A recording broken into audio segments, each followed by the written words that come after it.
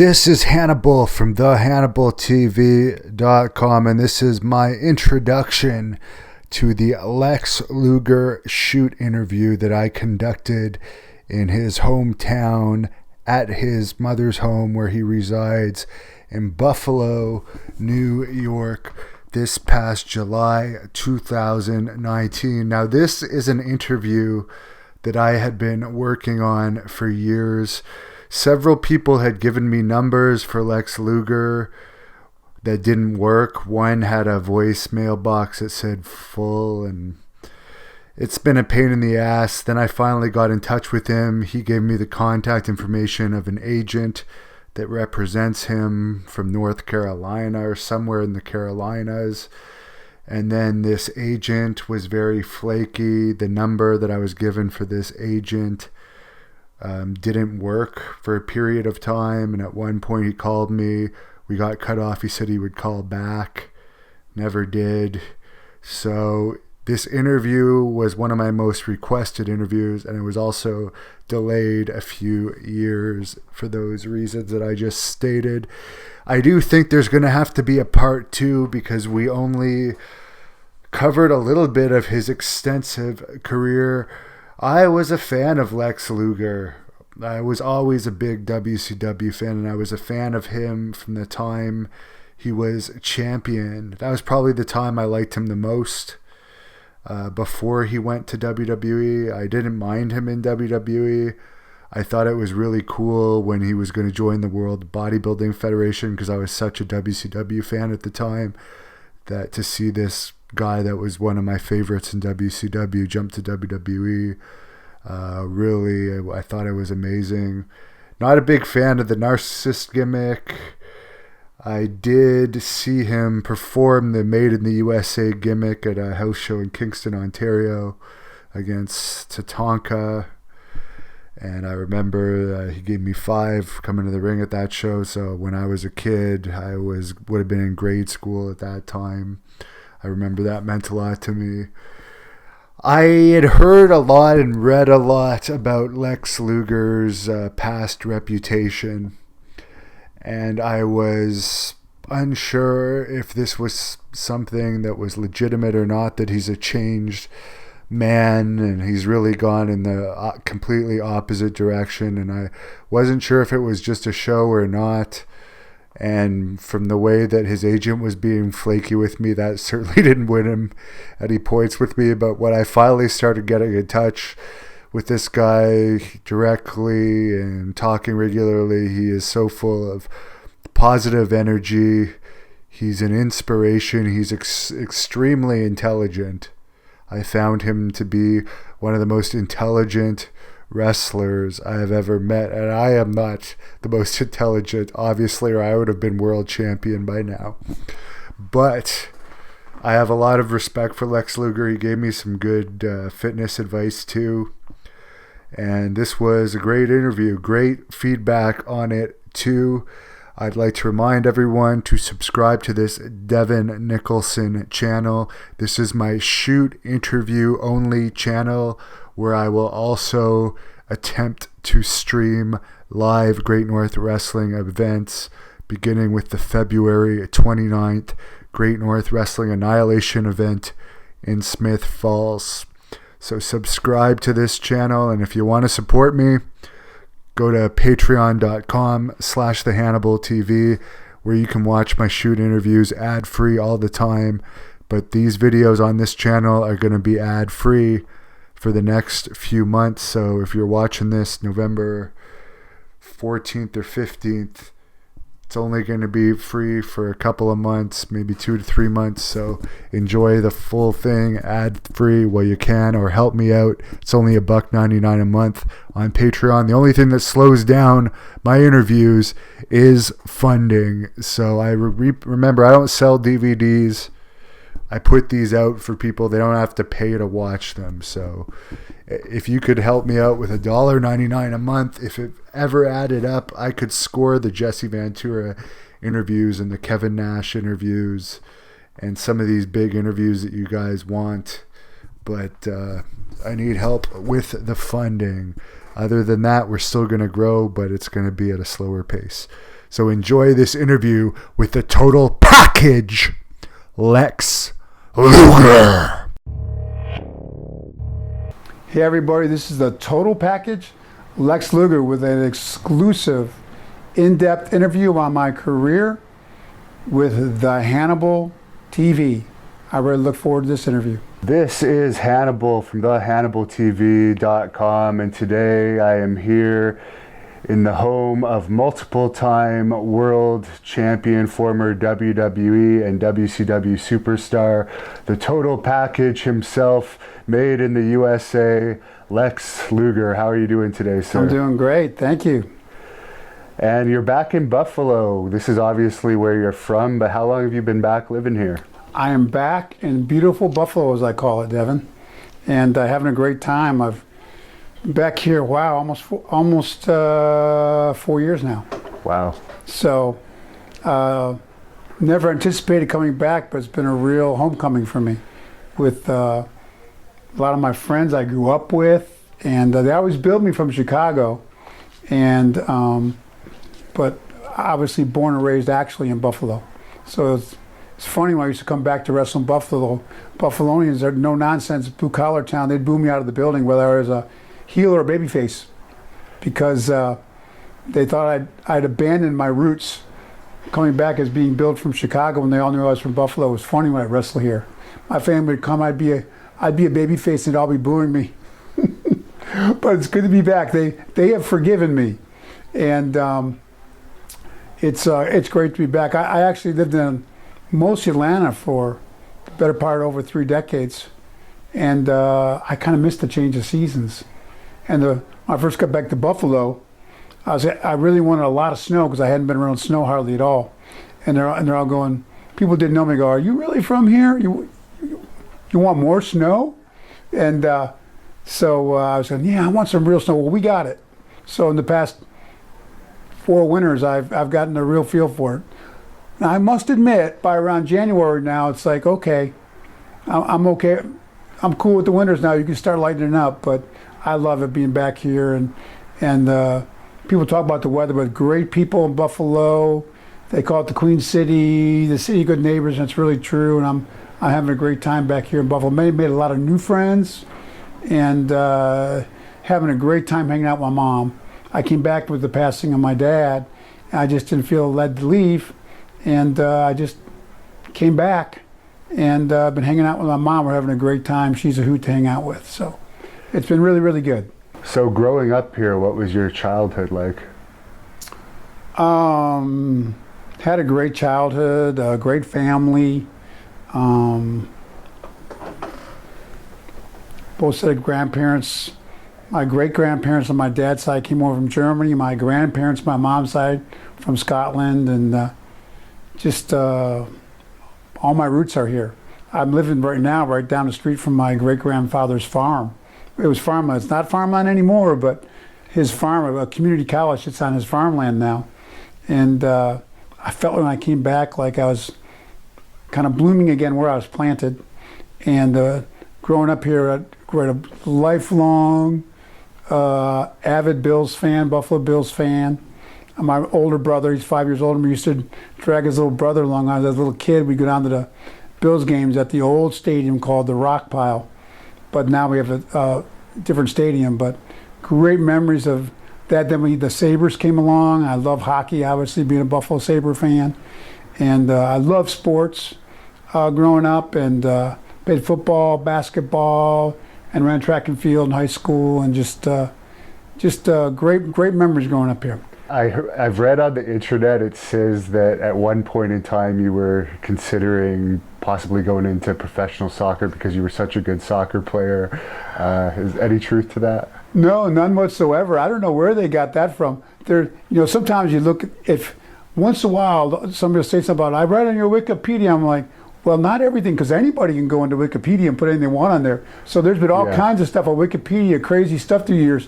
I think a lot of it's still on there, but one of the rumors, I don't know if that one's on Wikipedia, but I heard you were going to be a professional soccer player. I go, well, no, I was interested in a lot of things, but I do love, so I'm a big Manchester United fan, so I love soccer, but never played it.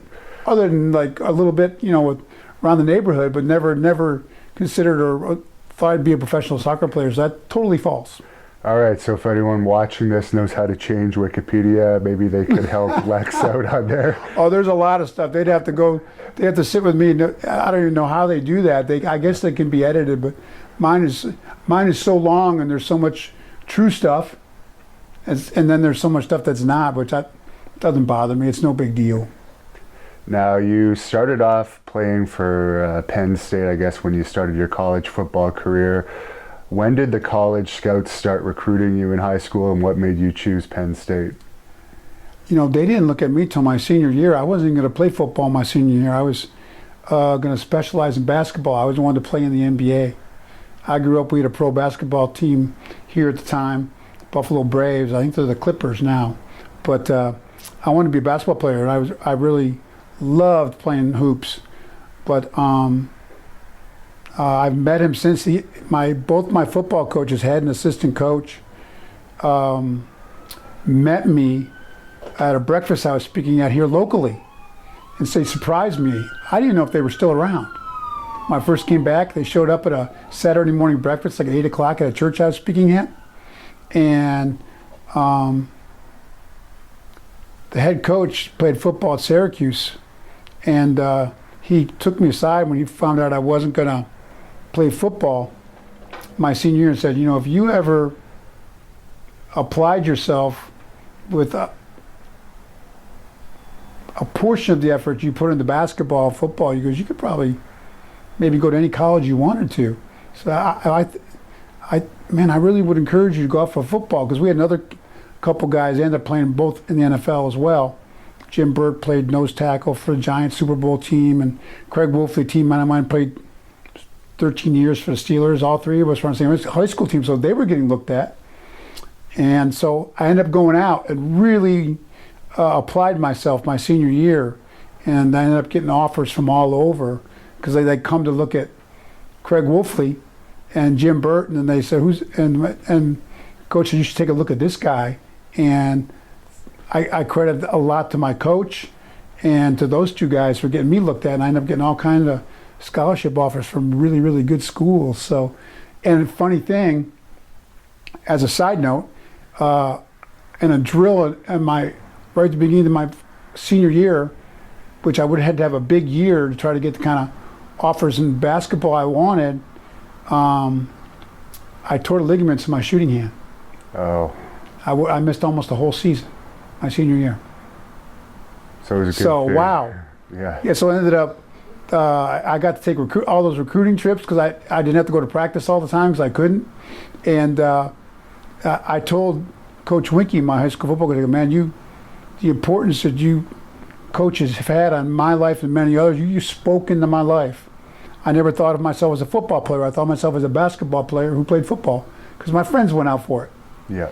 We didn't specialize as much back then. You played sports in season. My love was basketball. I thought of myself as a basketball player, and he spoke into my life about being a football player. And you know, I don't think there would have been a Lex Luger. I told him that when I spoke that morning, there wouldn't have been a Lex Luger speaking right now at this church, because if I hadn't played football, I don't think I would have got into the weight training the way I did, and everything that football laid the foundation for me. That was a bridge for me into wrestling. So it was pretty neat. Another great part, I'll come back to Buffalo. And I understand your weight training actually started around the senior year of high school. It did. Another great friend, two friends I've been reunited. Tom Haney was an exercise physiologist who started helping me train my senior year in high school when I started focusing on football. And Don Reinhout. I don't know if anybody's watched the World's Strongest Man contest on TV. He won that. He was a super heavyweight world champion powerlifter. Was like the biggest, strongest guy I'd ever seen in my life, and maybe to this day still. He was like 6'3", 350 pounds. He had traps the size of grapefruits. He was an incredible guy. He spent time with myself, Craig Wolfley, and Jim Burt, and we drive out about an hour away from here in Dunkirk, Fredonia area outside of Buffalo.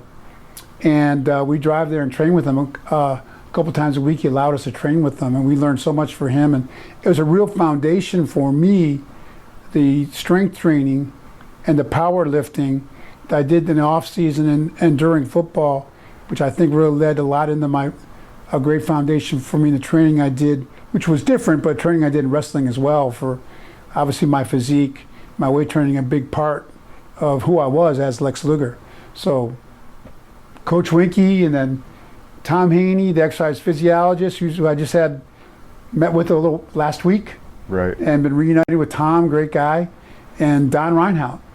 Just, you connect the dots of what went into me becoming the Lex Luger that I became from Larry Fole.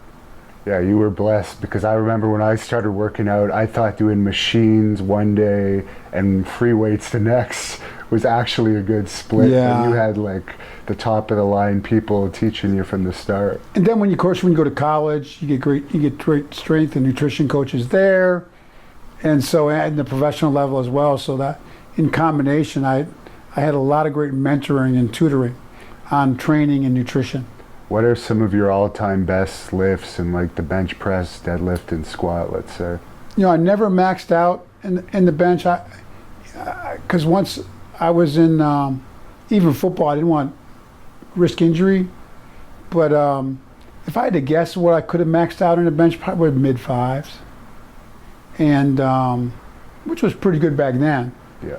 And then I was a good squatter. I squatted with officially, like, now I had a power suit and a big belt on and everything, but over 800 pounds for a single. Wow. In the squats. I never did deadlifts for max because didn't want to risk like a lower back injury or anything. I used to have some lower back issues now and then, so I never went super heavy. I did for football more power cleans and hang cleans. So. What's your opinion on knee wraps and these things that help you lift more? Is it worth it, or do you think it's better to lift with as little help as possible? You can go either way on that. I didn't overdo it with the suits or the wraps, and we didn't have the advancements we have now and that stuff. Now some of the things they wear to bench press and squatting are like the materials they use and stuff are, it's crazy what they've come up with, which helps their lifts a lot, which, hey, if they allow it in competition, it's allowed. I was kind of I guess back then you would say I was the advocate of, I like to wrap my knees. Not super tight, but I like to wrap my knees. It felt, that always felt good. And I'd wear some wrist wraps of some type, but that was about it for me.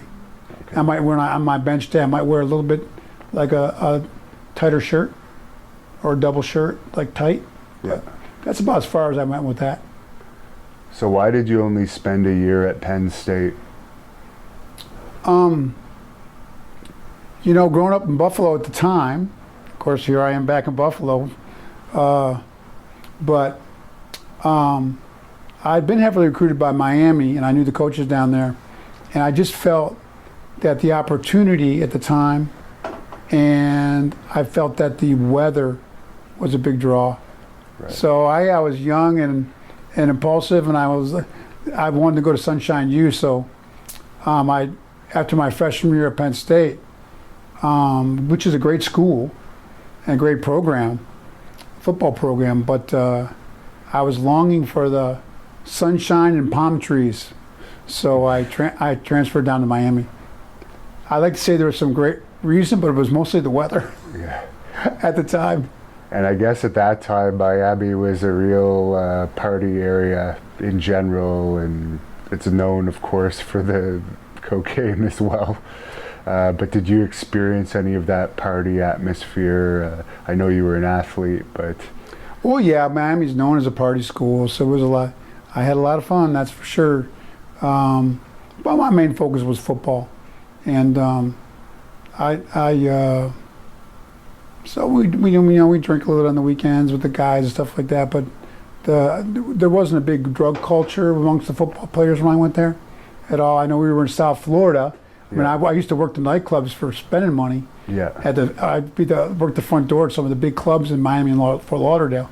I knew there was a big, I had a lot of contact with drug dealers and drug users, and so I knew that was a big it was big down there in South Florida at the time, in the late 70s, early 80s. But I was more focused on football at the time. So between the bouncing at the hot nightclubs and a star football player, I'm guessing you had no shortage of women in those days.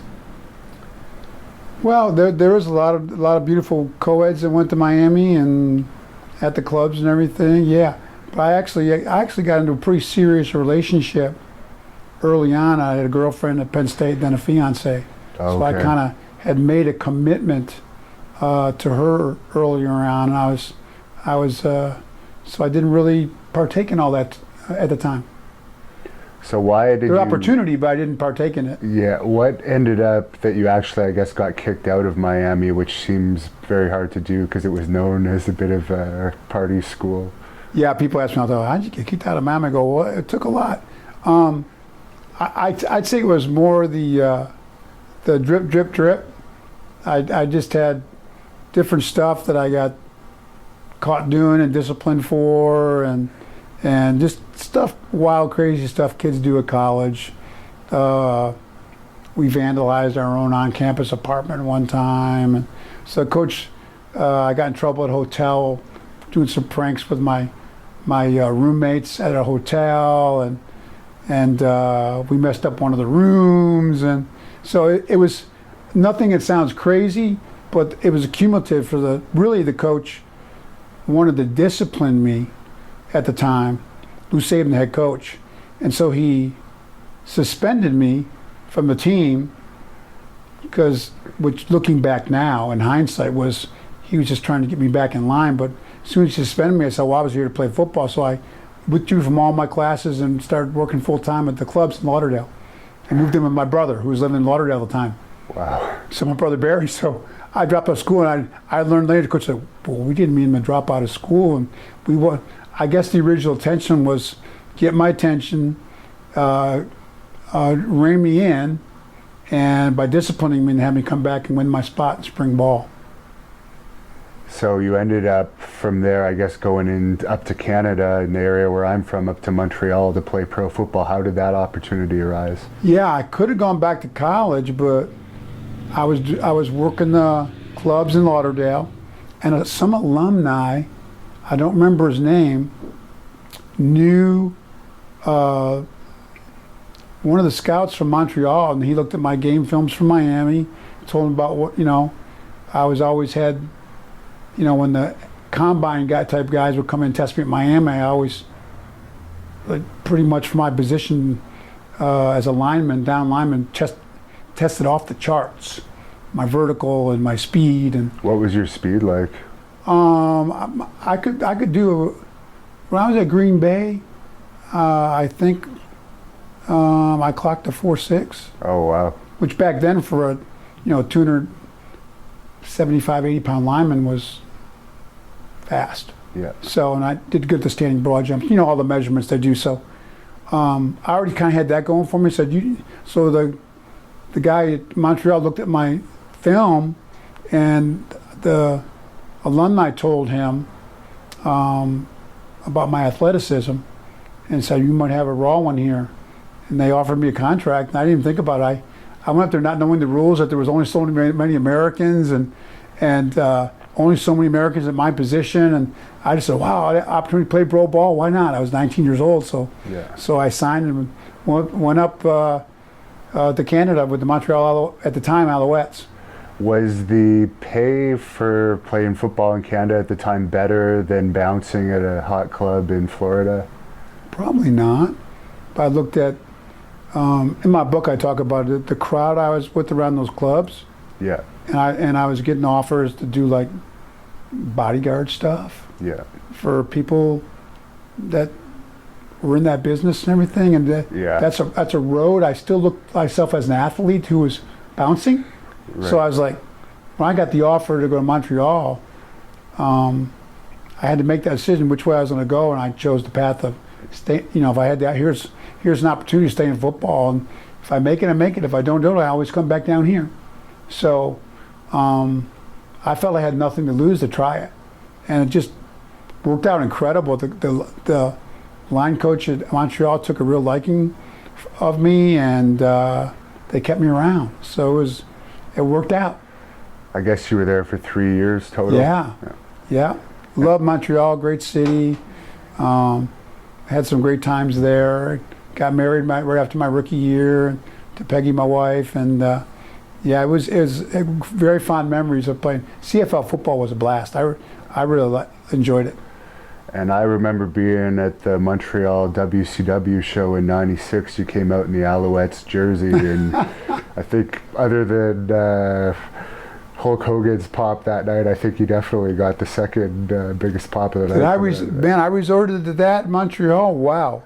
There we go. Why not, right? So any memory that stands out from Montreal, because I know a lot of people from Montreal are going to watch this. Oh man, the food. There's a rib place. I think it was Barbie Barnes or something. Yeah. Just the food and the atmosphere there. I lived right down in this high-rise condominiums, right down the city, right near what used to be called the Forum. Yeah. It was called the Hat and Arms. It was a really nice kind of pool on the rooftop you could lay up to in the summer, and just overall great memories. And going down to Old Montreal, the district, there's a couple really good restaurants I used to love to go to there, and just the culture and the food and the people. I loved Montreal. Do you speak any French? I don't. Montreal is bilingual, so I didn't have to learn any French really. Once in a while with food, I learned a few things, to order.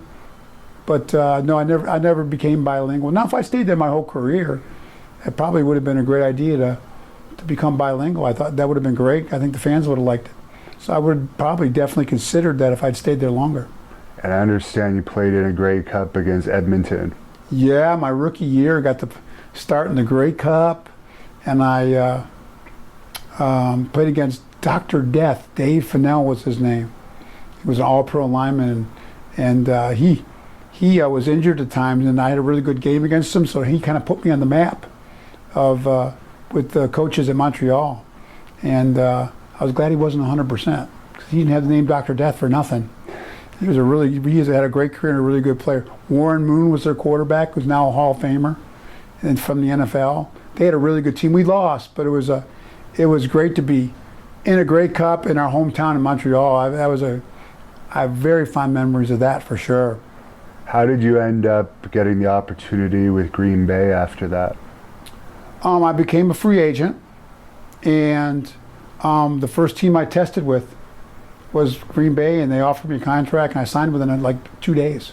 Okay. Got injured there, and only stayed there less than 2 seasons, but that was the first team I tested with, and I loved the coach and the atmosphere there. It was like a Green Bay is like a college atmosphere, so I loved that because I feel like I didn't really get my full college atmosphere. So I was at Green Bay, so great fans, had a great time there. Unfortunately, I got injured, a couple of injuries when I was there, but definitely I had a great opportunity there, but I got injured, and at the time. The Spring Football League, the Donald Trump League, with Herschel Walker, and they called it, and the USFL, and my rights were offered to the Tampa Bay Bandits, which was outdrawing the Tampa Bay Buccaneers at the time in the NFL, and they owned my rights, and they offered me a contract, and I was not unhappy to go back down to Florida, so I had fun there, playing football in the USFL for a couple seasons. Played at Tampa and also Memphis. Okay, and Memphis, I understand a lot of people were confusing you to be a wrestler when you were walking around. They did. Memphis was a wrestling town, and I didn't grow up really watching pro wrestling. My grandfather was a big pro wrestling player, but he used to kick us out of the room when he watched his pro wrestling because he didn't want us to bother him or distract him. Oh, wow. I always remember that. My dad's Buffalo's a wrestling city, too, historically. Elio DiPaolo was one of my teammates in football's dad. We used to have our football banquet there. He was like, everybody loved Elio. So I knew about wrestling, obviously, but I didn't really grow up watching it. And Memphis was a new experience for me. They had a real fever pitch about wrestling. So I guess because I loved working out, I guess I looked more like a wrestler than a football player almost. If that makes any sense. Yeah. So I had a lot of muscle mass, but I was pretty lean. Did you have the long hair at that time? Not really, no. Maybe a little bit longer. Yeah. But yeah, I just get mistaken about, are you a pro wrestler? All the time I got stopped there in Memphis, which made me think about maybe looking into that, into wrestling. At the time, I thought about maybe there's something to that wrestling thing. And I saw, obviously, the WrestleMania with Hulk Hogan, Andre the Giant. I read about how they'd broken the indoor attendance record and everything. So that's when I started really like watching wrestling when I was in Memphis, and I watched the local and started watching some of the WWE stuff. We have it on in the locker room. The guys loved it. So that's when I really thought, wow. And a lot of the guys go, well, and you'd be great at that. Even the football players, you'd be great at pro wrestling. I was like, well, maybe, which appealed to my ego back then. Well, maybe I would be good at that. So that's when the first thoughts came into my mind of entertaining the possibility of being a pro wrestler when I was in Memphis, really. So I understand your football USFL career was coming to an end, I guess, and you ran into Bob Roop or something, and he helped get you into wrestling. That's what it says anyways. That was in Wikipedia, and I know Bob, and Bob was a big part of my early career. He was like one of the bookers my first year in Florida, but we traveled some together, but Bob had nothing to do with my training. Hiro Matsuda trained me, and I just walked in off the streets to the office down in Florida, which was World Championship Wrestling in Florida. We had a lot of good independent organizations back then. Championship Wrestling in Florida was one of them. I just walked in off the street, and name was Danny. He was a former retired pro wrestler. I'm trying to remember his last name, but anyways, he took one look at me and called up Hiro Matsuda, who had trained Hogan and Paul Orndorff, a lot of wrestlers down there at a factory nearby, garment factory. And he told me to go over and talk to Hiro Matsuda. So I walked in, talked to Hiro Matsuda, sat down with him for about an hour, and he told me to come back and get ready to break a sweat. And he was like amazing. He doesn't take guys to the ring a lot of times for a year at a time. Before he even takes them to the ring, he'd make them do push-ups and Hindu squats, and takes you on 4 or 5 mile jogs to warm up in the heat. Summer heat of Florida. But he brought me through the whole program, got me in the ring within 3 months, which was really unusual. We really hit it off. He did everything with you that he asked you to do. Great guy.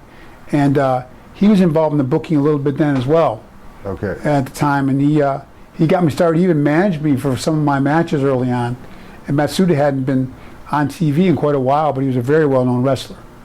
And so he was really the instrumental guy on training me and then getting me in the ring. He did some videos with me down there that they did on how he trained me, some of the Japanese style training, and the fans really liked it. So he was a big part of my success early on, looking back. Very, very grateful to Hiro Matsuda. He didn't have a school, didn't charge anything. He just had the intrinsic enjoyment of, he thought that pro wrestling, came over from Japan, had a judo background, did very well with it. Did well for his family financially as a wrestler, and he really was a wonderful guy. Did he tell you what happened with him and Hulk Hogan, why he broke Hogan's leg? No, he never brought that up. He was very stoic. But everybody else told me different versions of the story, that he was goofing off and not selling in the ring properly. And so Matsuda was known for his, what they call shooting abilities, and hooks, as they call bone-to-bone type stuff, where you can actually know how to break people's bones. I guess it goes in with the like Danny Hodge guys and stuff, going way back in wrestling. And Matsuda was trained how to do that kind of stuff, so he, I guess, got in the ring and wanted to show Hogan how to really sell and not goof off by breaking his shin or his leg or something. But I heard by the time I got to training with Matsuda, he had mellowed out quite a bit at that stage, fortunately for me. And I was not I always loved training, so I was not a goof off kind of guy. I think Matsuda considered me a good pupil. I was very hungry to learn, and I never goofed off. So fortunately, I never experienced that side of him. The wrath of Hiro. He's famous for that, but I never encountered it, fortunately. Were you still doing your regular gym workouts on top of all those squats and push-ups that he would have? No, when I went trained with him for those 3 months, it was all training with him every afternoon. And he turned the air conditioning off in the garment factory, so it'd be like 120 degrees in there. In the summers in Florida, it was. Wow. There'd be pools of sweat around us. It was unbelievable. So he owned a garment factory. He was on the booking committee, and he wrestled, and he managed. And he retired from wrestling. Okay. Yeah, he retired a number of years ago. Before that, was Kevin? He did not manage. He came out of like retirement to manage me. Okay. Yeah, which was huge. What was your experience like when you first got in the ring? Did you enjoy it right away? Oh, I loved it. I remember, never forget my first match at Daytona Beach Ocean Front Center with Coco Samoa, and still got a scar on my nose for a different match with him from his fingernail. And great guy, and they intentionally paired me with very experienced wrestlers, which I didn't realize. I didn't know enough about wrestling how huge that was. Who could walk and talk me through a match, and because I was so inexperienced, and they, especially the first few months, bring Matsuda down ringside to help me as well. So I had my trainer and coach ringside the first few months, and then they put me with very, very experienced guys, which was very, very helpful early on. And you wrestled Ric Flair fairly early on too. Yeah, that was crazy. Ric Flair, my first match against him was where I debuted. Like 6 months after I debuted, was at Daytona Beach Oceanfront Center, which is still there. People still wrestle there, down there. And I'll never forget Ric Flair coming in with the custom suit and the designer shades and the limo and the Rolex and diamond rings, and I was like, oh man, I want to be like him. And we had an hour Broadway. I don't know how he got me through that match at my level of experience, but he carried me through a 1 hour Broadway. I didn't know he called a sunset flip. I didn't even know what a sunset flip was at that point. Was he the heel in that match, or were you? You know, I was a heel at the time, and he was a heel, but the crowd, Rick turned the crowd against him, and so the crowd there, I would say, was definitely for me. Heel versus heel, 6 months into the business, going an hour. That's crazy. That is insane. But God bless Nate. Man, take a guy with that inexperienced as I was and get me through an hour of Broadway. I don't know how he did that. He's unbelievable. Did you hit it off with him right away, but behind the scenes? Oh yeah, I was Mr. Flair, sir, and I was like a sponge. And he gave me some advice afterwards. I didn't realize he'd gone back and put in a really ran and raved about me back in Charlotte at the time where the Crockett's were in NWA wrestling, which led to me eventually, less than 6 months later, making my debut there. But that was all Rick going back and talking to Dusty and the Crockett family and saying, you got to take a look at this guy. So. And before you left, I got to ask you about this. I know you've answered this question a million times, but there's the infamous match you had with Brody.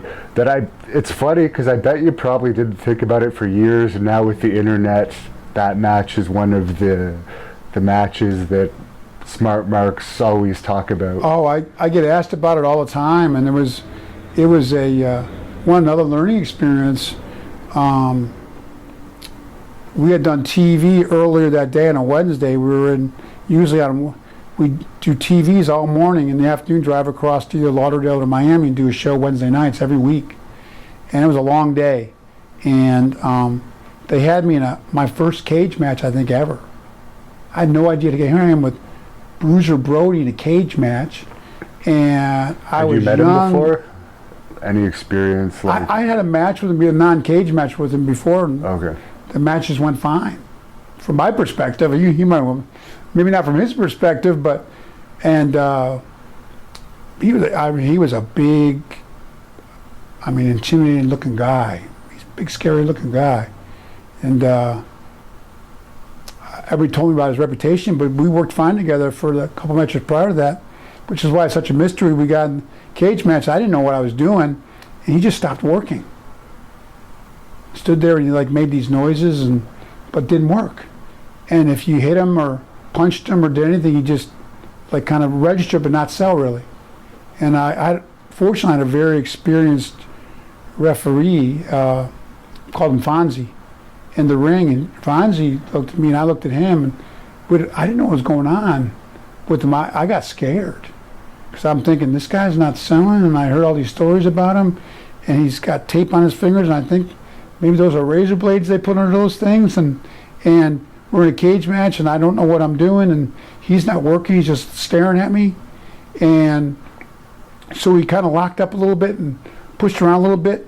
But Fonzie, I go, Fonzie, what do we do? I got in the corner and hit him a couple times. He didn't register, he stood there. And I go, Fonzie, what do we do? And Fonzie said, I don't know, brother. Fonzie goes, Fonzie saved me. Fonzie just back him in the corner again and hit him a few times, and I'll grab your arm and just kind of throw me aside, don't listen to me, and I'll DQ it. So that was our only thing that Fonzie thought of to get out of the match, because he just stopped working. And unfortunately, we don't have him to ask why he did that. But I did, because of my training with Matsuda, I wanted to be respectful. But when the bell rang, then they couldn't get the cage door open. Now I was stuck in there with this guy, who I think maybe now we've really ticked him off. Man, I jumped over the ropes and through the cage like a scared jackrabbit, and went to the locker room and sat there and go, man, Matsuda would want me to go over and say something or apologize. I don't know what I did, because I didn't, but I better go over there. So I got over my fright and walked over. We were separate locker rooms there, because there was a stage behind the cage. You couldn't talk to each other before or after the matches, but the crowd had let out of the building. I waited and walked over there and knocked on the door timidly, and his manager he had at the time down in Florida, Engelbert Humperdinck, I think they called him. We just called him Humperdinck. And I saw him and knocked on the door. He like just kind of waved me in. I said, I just said, excuse me, sir, I don't know what I did wrong in there, and I'm sorry. And he was taking his stuff off. Brody just said, man, don't worry about it. He just totally blew it off. He said, it's been a long day. He goes, I'm a babyface on TV right now down in with Define Erics. He goes, you're on TV already as a heel to go down in the NWA, because I'd done a couple TVs already, and I was already getting ready to leave Florida. He goes, they got you on there as a heel? He goes, just wasn't working in there. Don't worry about it.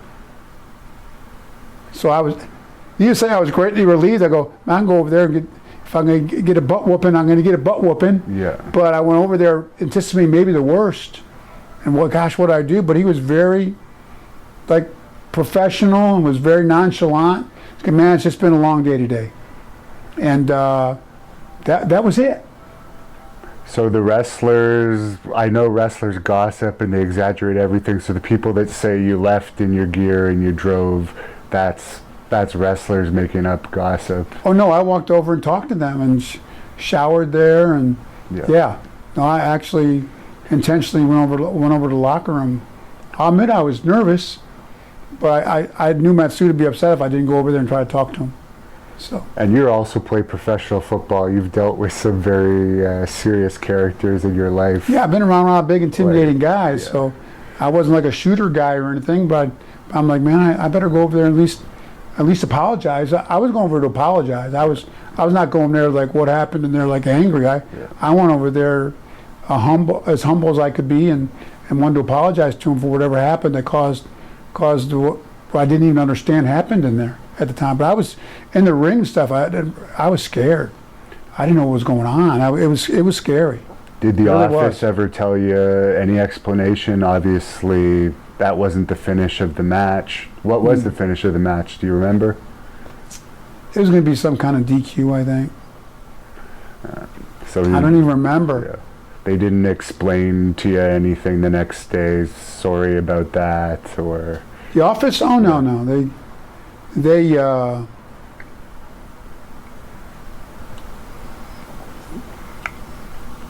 I think they talked to Bruiser, and Bruiser told him what he told me, and And so the office didn't make a big deal out of it at all. And I guess he would have been killed shortly after that. Do you remember hearing about it? I remember hearing about it. I don't remember the timeline. It was sad. July '88 is when he died. Yeah. So we were all sad about that for sure. That was a horrible thing. So you started off with the Crockett's shortly after that. What was it like going from Florida, which was popular but not as nearly as popular as the NWA at the time? Man, I tell you, it was like the 4th of July fireworks career-wise, going off to be in with the NWA and be with the Four Horsemen, and oh my gosh, Ric Flair, Arn Anderson, Tully Blanchard, and J.J. Dillon. I didn't even grasp the opportunity, but it was incredible and huge crowds. It was what a great way to get into your second year of wrestling. Wow, it was fabulous. Did you become immediate friends with Sting? We all know that you guys were best buddies for a long time. How did that friendship start? We weren't. He was working with the company that we merged with, the Watts Territories. It was UWF or something. UWF, and they still were running some separate shows. We did some joint shows together, and I'd seen Sting in some of the magazines and stuff. But when he came in, he immediately got put with Flair, got a big push, and I was kind of jealous. And we'd see each other at the hotels. We started traveling the same shows together, but we didn't hang out. And we'd actually had a couple matches together, but I'd see him in the breakfast room, because he'd get up a lot of guys would sleep in, but we'd get up and eat breakfast and want to go to the gym. And so we'd see each other sitting across the restaurant, and he had tried to approach me one time, but I was so cocky back then with the Horsemen. He asked me how I kept in shape on the road and stayed looking so good. He was being gracious and trying to break the ice. I was sarcastic and was taking my wrestling boots off, and never looked up and said Stolies, meaning vodka and peanut M&Ms. I gave him a smart answer. He walked off. He probably wanted to knock my head off, but he walked away shaking his head like, really? But thankfully, he gave me a second chance, and when I saw him in the restaurant, we ended up, so this is ridiculous. We started eating breakfast together, and then we saw each other at the same gym. We started going to the gym together. So we had breakfast to go to the gym, and just evolved into a lifelong, to this very moment that I sit with you here, incredible friendship. So thank God he gave me a second chance from our initial meetings. Speaking of that, in those days, what was your pre-workout breakfast? Well, back then we would do oatmeal, and a huge bowl of oatmeal, and a dozen egg whites a piece would be our pre-workout carb protein meal. Then we go to digest a little bit and go to the gym. Okay. Yeah. So he was a good workout partner, obviously. Oh, Sting was instrumental in me make the transformation from football player. He had been trained with pro bodybuilders out in California, was in the gym business out there, Gold's Gyms, the old school franchise. Yeah. So he knew all kinds of stuff about training and more bodybuilding stuff. I knew a lot about football training and powerlifting, so he helped me incorporate a lot of the bodybuilding principles nutritionally, and because I was like a McDonald's and junk food, I had no discipline in my nutrition, so Stinger taught me so much about how to eat properly and train properly and do some more bodybuilding exercises along with my strength type training. So I did more of a power building routine early in my career. So, and Sting was instrumental in that. He really mentored me on that. So we had a great friendship. He really mentored me a lot in my training. He taught me a lot about what I knew about training and nutrition early on in my wrestling career. And what was your reaction when you were brought into the Four Horsemen? Were you happy about that? Oh, I was thrilled. Are you kidding me? That was the ultimate heel, pretty much maybe in wrestling, the ultimate heel group at the time. So what an opportunity. And they were great of working with me, from JJ to Tully and Arn. Tully used to go to a barn near outside of Charlotte and take me in the ring and help train me. And so, because they knew as part of the group, they didn't want me to be the weak link, necessarily, so to speak. I was so inexperienced, so they really mentored and trained with me, and so it was just a look back, what an opportunity. It was great. Did you ever party with Ric Flair? I'm guessing you must have gone out with him. Definitely. Rick is one of a kind. So he was 24/7. He sometimes hanging out with Rick, you almost felt like you didn't sleep at all or more than a couple hours, because we'd train in the afternoons, wrestle at night, and a lot of times have to travel, fly in the morning, and go. So if you went out and got to the building at midnight after you get showered and got out, and went out at all, it was already 3, 4 in the morning, and we'd go out, party a little bit, and grab a meal or something. My gosh, sometimes I feel like I didn't sleep for days at a time with Nitro. He was a blast to hang out with. What was the craziest thing you ever saw him do? Obviously, he's known for streaking, I guess you could say. Yeah, he did a little bit of that, and just buying trays full of shots. And when we go out, and Rick always did everything all the way, riding in limousines and just you name it. Definitely. Now, he's claimed he's been with 10,000 women. What do you think about that? Is that possible? Or obviously there's been a hell of a lot, but... I don't know. I think him and Will Chamberlain both make the same claim. Let's just say Rick definitely made a good effort. I don't know if he reached that number or not, but he definitely made the effort, I think, for sure. At what point... part of it is reputation as well. Yeah. But and that was part of his reputation, his persona as a wrestler. Not just, Jeff Lynne limousine riding, Jeff Lynne riding, wheeling, dealing, So. Were you in the limousine too when you were part of the Horsemen? Oh yeah, we all traveled together. Okay. Yeah, with the private jets and the limousines, and yeah, it was quite the entry for a second-year guy in the wrestling, for sure. A lot of fun. Have you seen Rick and Tully's daughters in the ring yet? They're both doing pretty well these days. I've seen Rick's daughter; she's amazing, and I haven't seen a lot of what Tully's daughter do, but she's really good. Yeah. So it's in the genes, for sure.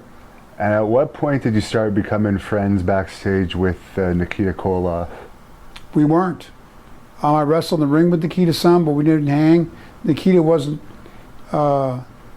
He used to go back to the hotel and eat cans of tuna fish and stuff, I heard, at the time. And he wasn't a go out after the matches kind of guy.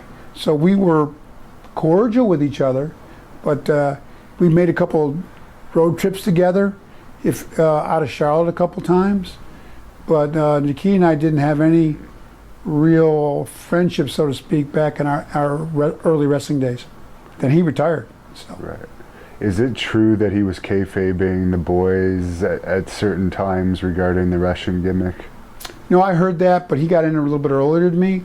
When I traveled with him, I was around him, he spoke English, and I never encountered that with him. Okay. I heard he took it all away, but I mean, for a number of years when we first got in, but by the time I met him it was around more in the late 80s, I think that he had lightened up a little bit on that. And I heard you on Road Warrior Animals podcast recently, and it sounds like you guys were pretty good friends. Oh yeah, we would. Road Warriors like to go to the gym too. So we landed when you land in the city, the guys who were really into working out, and obviously working out was a big part of what they did, and so they looked so incredible. So we'd all hit the ground running. We'd fly in the morning, and we'd all hit. Like we said, grab a meal and digest and hit the gym together, and we'd all, where we going? We got to know which gyms and what town. So yeah, then we'd all maybe go out to eat afterwards or before we went back to the hotel and showered. Yeah. So it'd be like workout, eat, shower, go to the building. So yeah, we were in very similar circles. So yeah, got to be hung out quite a bit with the Road Warriors. Now, obviously, you train extremely hard and dieted extremely hard, but you've been open that you took PEDs throughout your career. Did that start in your football years, or did that really take place in the wrestling years? The steroids at the time early in my career, I took them a little bit in the off season of football, not in season. And then in my wrestling career, I actually would like go on a 8 or 12 week cycle, then go off for 8 or 12 weeks. I was, contrary to popular opinion, I had a good foundation of football and powerlifting and working out, and I always had kind of a from high school on, I was kind of known, my calling card was my physique, so a lot of that was genetics. So I would, back in that day, it was so common back then that when I started taking PEDs, they weren't even a classified substance really at the time. Didn't start till 1990 or so. Yeah, so we looked at it as a strength athlete, as like a training supplement. But my agent, getting back to Tom Haney, and my background with Don Reinhardt, a world-class powerlifter, they always mentored me to do, if you're going to do it, get your blood work done, make sure you cycle on, cycle off. So I was a user of PEDs, and looking back now, because of where did you abuse steroids? Well, if you take any illicit drug, I look at it, there's a potential abuse. But if there was a way back then to monitor it, I did do that. So that's kind of was my experience.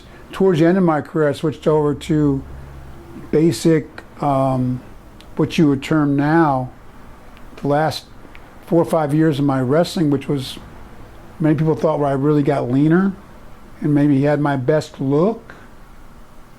I was on what you would call an anti-aging type supplementation, PED, which a lot of the baseball players started doing, and football players.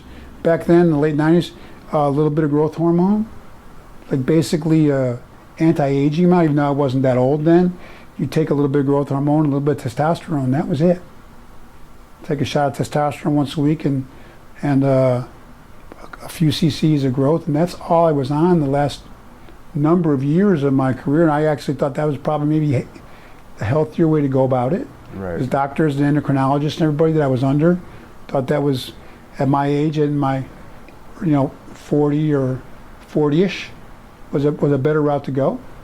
But I never took really high dosages of the PEDs, and I always would make a real concerted effort, due to my mentoring I had with doctors and with coaching, to make sure I cleared on and off for my own health. And fortunately, as you know now, I give God a lot of credit. My body now, I mean, I've had a neurological injury that I've seen, but my health is phenomenal. Yeah. No No medications, no blood pressure issues. No, I'm so thankful the way God designs our bodies. There was no lasting after effects of my use of PEDs back in the day. I think part of that was I did cycle on and off. Right. Not that there's a safe way to do that kind of thing, but I think that definitely played a role in me being healthy now as well.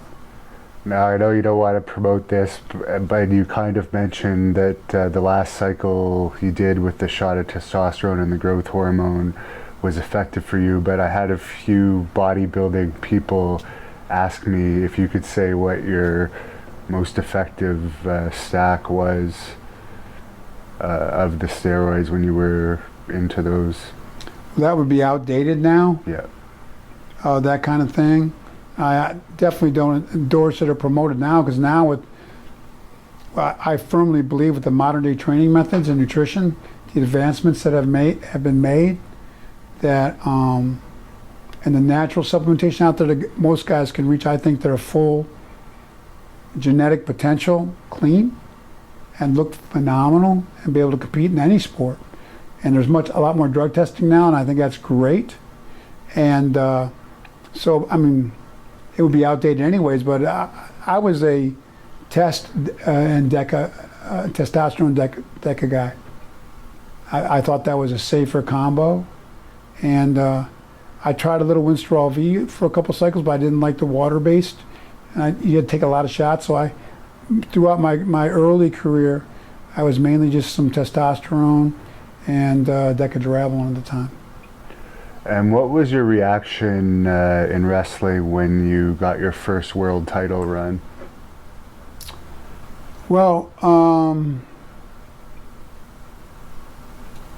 It was a big responsibility because Ric Flair had left for WWE, and he took the belt with him, and it was a huge void in the company. I mean, nobody can step in and take the place of Ric Flair. So overnight, I stepped in as the world champion against Barry Windham, which was great for Barry to come in a cage match. They gave me all the bells and whistles. Harley Race, one of the all-time great legends, my manager. And we actually had the match, and we couldn't even hold the belt up because we didn't have a belt made yet.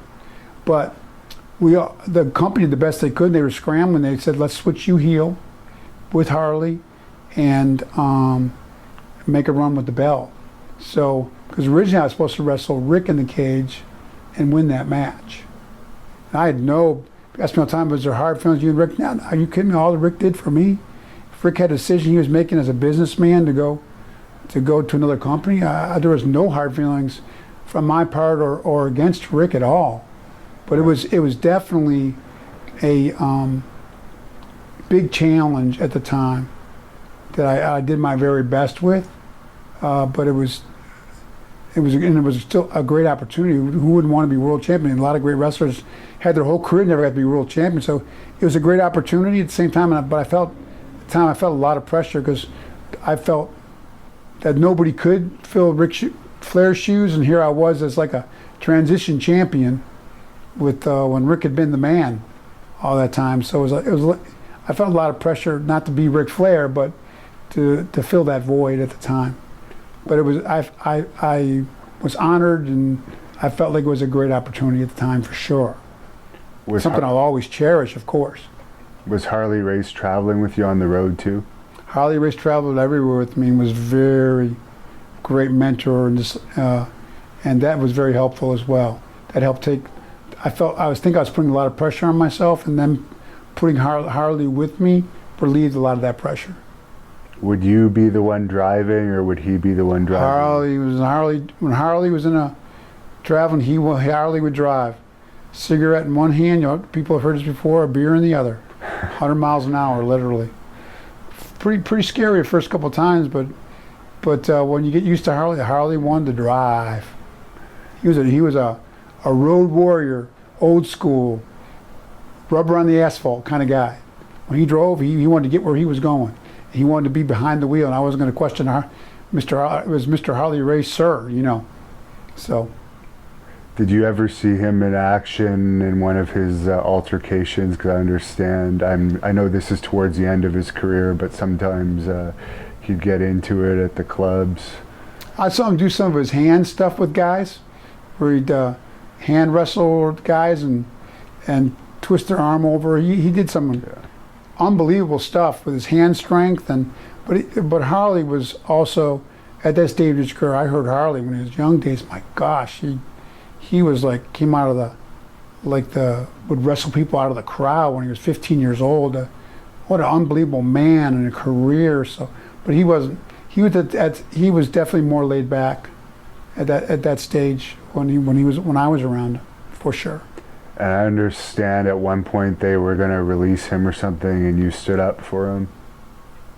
Well, yeah, it wasn't just him. I was standing up for Harley because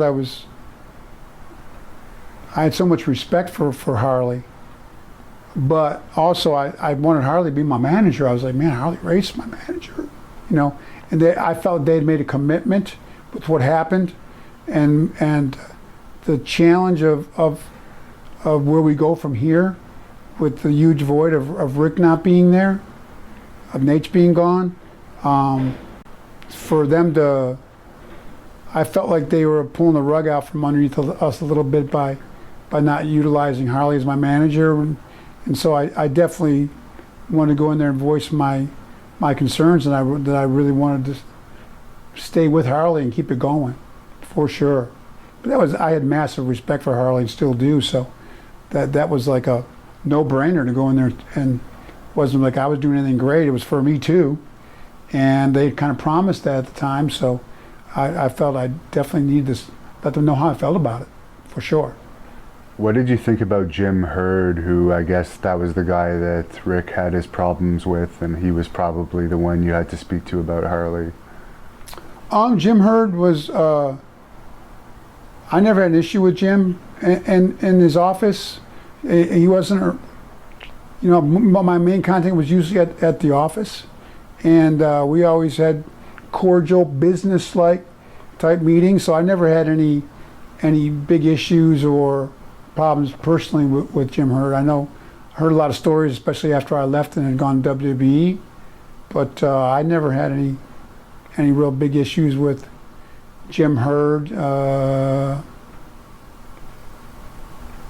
And during your last few months as champion, during that run, you didn't wrestle that much. I understand this could be wrong again according to the internet, because they already used all of your dates and they didn't want to use you much more than that because it would be going over your contract. Was that the reason? Or I had gone over. Okay. Back then I had, sounds crazy, 275 wrestling matches a year. And usually every year by November, I was over. Shows you how much we wrestled back then. So they would ask me if I would wrestle more events, and I usually would, but with the scenario of me leaving and risking injury, and I only had a few months left, we'd agreed upon a departure date contractually. I felt if you want me to wrestle and go over to Japan, defend the title, and risk injury, I did not have a deal yet with anybody else on paper. So I felt like I should definitely be compensated. And they were very fair about that. They paid me well to go to Japan. I don't know whether New Japan paid what they paid me to come over, but they took very good care of me on the way out. My match was Sting in Milwaukee to put the title back on Sting. They paid me extra from what my guarantee was per year, because I was out of matches. So what made you want to leave being the top guy? You just had enough of the company at that point? Or? Well, I wasn't the top guy. I was one of the top guys. I didn't think I was the guy. Might have been world champion at the time, but we had the Road Warriors and Sting and so many great wrestlers there at the time, Steiner Brothers and you name it. I go on and on. We had a lot of talent there. But you know, I had always had my eye. You know, I look back now in life, we always think the grass is greener on the other side, you know.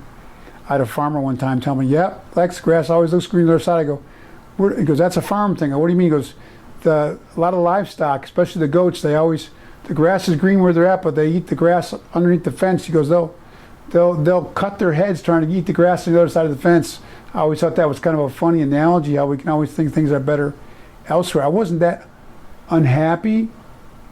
Obviously, where I was at, I had a great career going there, but I always thought at the time that maybe WWE was the number one. We were number two with audience and ratings, and I always thought, man, it'd be great to see what I could do there at WWE. So, had met and talked with Vince McMahon just by chance in a gym in Las Vegas one time when we were both in town, and he was real cordial. Said I'd love to do business with you sometime. So. I definitely was looking to, you know, see what I could do in WWE for sure. That was the main purpose behind it. So I understand that you initially signed with WBF because there was some type of no-compete clause after your contract. Non-enforceable, really, legally, but I did sign a one-year non-compete. Okay. Which is why I signed the bodybuilding contract and not a wrestling contract with Vince McMahon. So you were one of the hosts of the Body Stars television show, and I guess you were supposed to guest pose. Were you ever actually going to compete as a competitor, or was it all just going to be... That was strictly a one-year segue into the wrestling, and I was going to be a guest poser. I got injured with a motorcycle wreck, a very serious one, right before the guest posing. But what happened with that, if you want to get into that? Because I've always been curious about that motorcycle wreck. It was a bad one. Head on with a car, twilight, on like a 1.5 lane road. I was riding it like it was mine, and the car came around a blind curve and head on.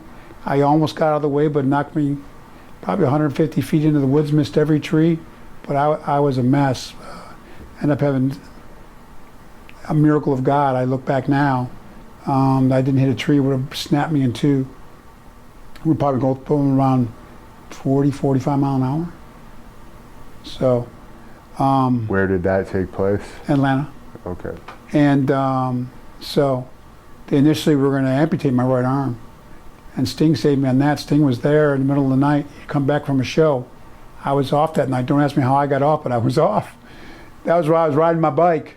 And he was at a show, and he came back, and then he came right to the hospital. And he got Dr. Andrews out of Birmingham. He's a world-renowned sports orthopedic. And the people in Atlanta wanted to amputate my right arm. It was really bad. Multiple fractures through the skin.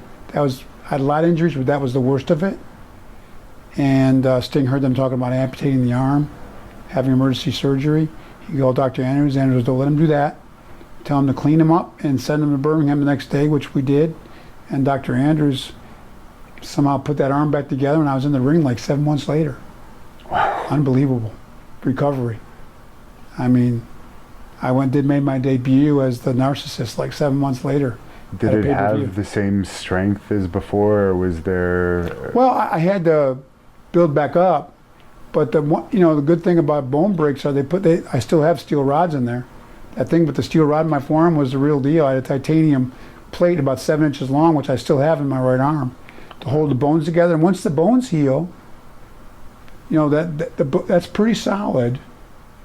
You worry about it a little bit, but doctors assured me, with that titanium plate in there, the bones are healed. You can start working out and getting in the ring again. And the neurological stuff, they thought maybe I might have some neurological damage because the damage so severe down in my elbow and my hand, but there was none. My right hand and forearm and arm was stronger than my left arm. So wow. It was I look back now, I give God the credit, but it was a miraculous recovery for sure. What did the WWE initially say to you right after that accident? Did they always say it's going to be here for you when you're back, or were you afraid that for a bit that you were going to be possibly released? Oh no, they took great care of me, and they paid me all the way through my 1 year as a bodybuilder, and they paid me all the way through my 1 year as a bodybuilder, and then I jumped right into my debut for them as a Narcissist with Bobby the Brain Heenan. Why do you think the WBF didn't work? I don't know. I mean, I think at the time, Weider out in California had a monopoly on supplements and magazines and things like that. To do a magazine, your own supplement company, we got to give Vince credit. He's bold with football leagues or you name it. He is not afraid. He is a born entrepreneur, and he wanted to do the bodybuilding thing. Him and I used to work out together. He loved working out, still does. Obviously, he's in incredible shape for a guy his age. Yeah, amazing. So he always loved the workout lifestyle. So it was a natural thing for him to try as an entrepreneur and get a supplement line going. So I give him credit, but I don't think that's an easy business. And there was a real monopoly at the time from a couple companies that he was up against. And he's an incredible entrepreneur, but he wasn't real experienced in that field, that endeavor. So I wouldn't know.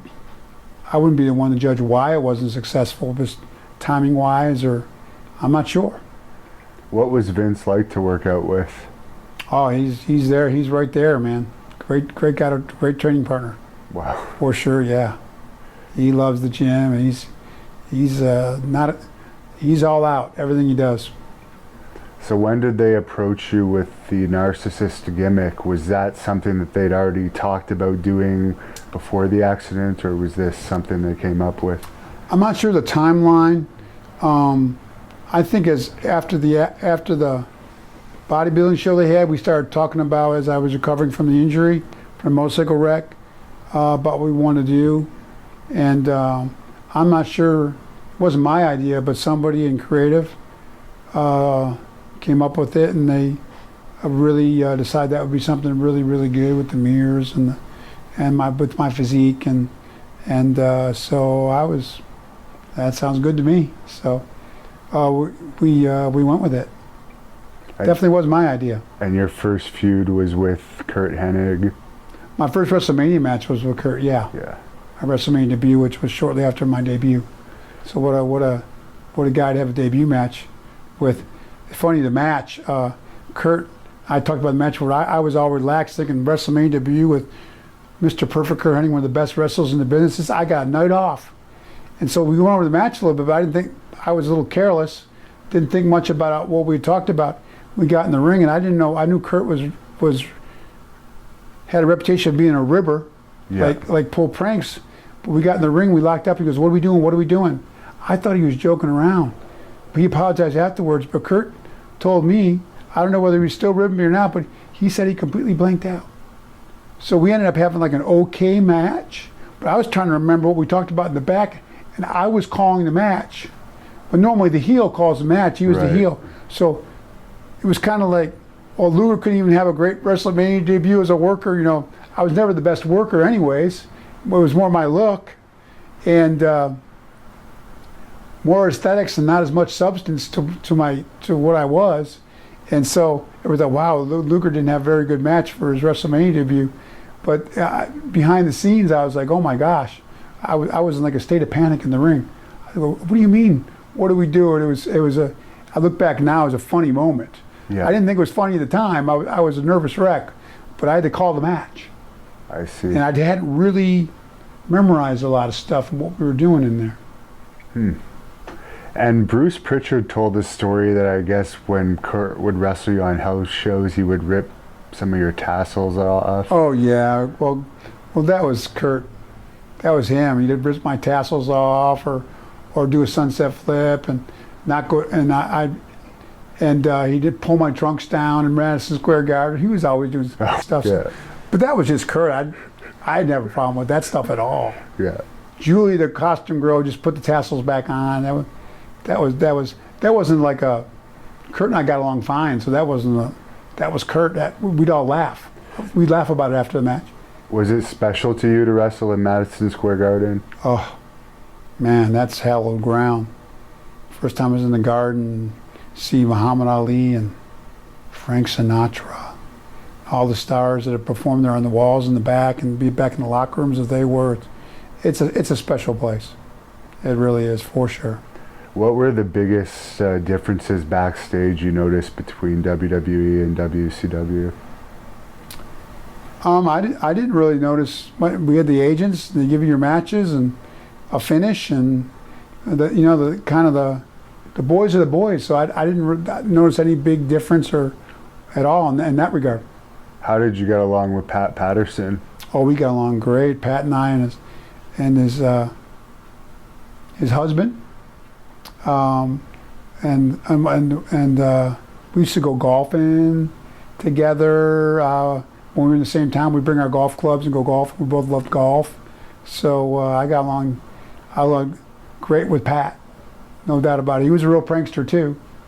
So he scared me the first time I met him because Vince was standing there and he goes, I went to a TV, my first TV, and Pat was joking around with Vince and I. He goes, oh, by the way, Lex, I don't know if you heard, Pat Patterson, I can't talk like him. He goes, we're all sold out hotels tonight. He goes, but I got an extra bed in my room for you. I was like a deer in headlights. I didn't know he was joking with me. So I go, what do you mean I'm going to room with you? Because I heard about Pat, he was married to a guy. So I was like, I wasn't a homophobic or anything, but I was like, what do you mean I'm going to? I'd heard some stories about WWE at the time with, in that regard. So Vince didn't think it was all that funny, but he started laughing. So, but that was the first time I ever met Pat. I didn't know what a ribbery was, so I was like, oh my gosh. What do you mean I'm going to room with you, Like I thought, am I the new guy, So when you heard that they were going to switch the gimmick and make you a baby face, were you happy about that, or were you kind of comfortable in the narcissist gimmick at that point? I loved the narcissist and being a heel, and it was fun, but one thing Matsuda always taught me was, it's a work, and if it was a shoot, there wouldn't be that many guys in wrestling. Don't ever question finishes. Don't ever question when the bookers want you to do something or switch or do something. You do it to the very best of your ability. And if you're injured, if you can walk to the ring, you're going to wrestle.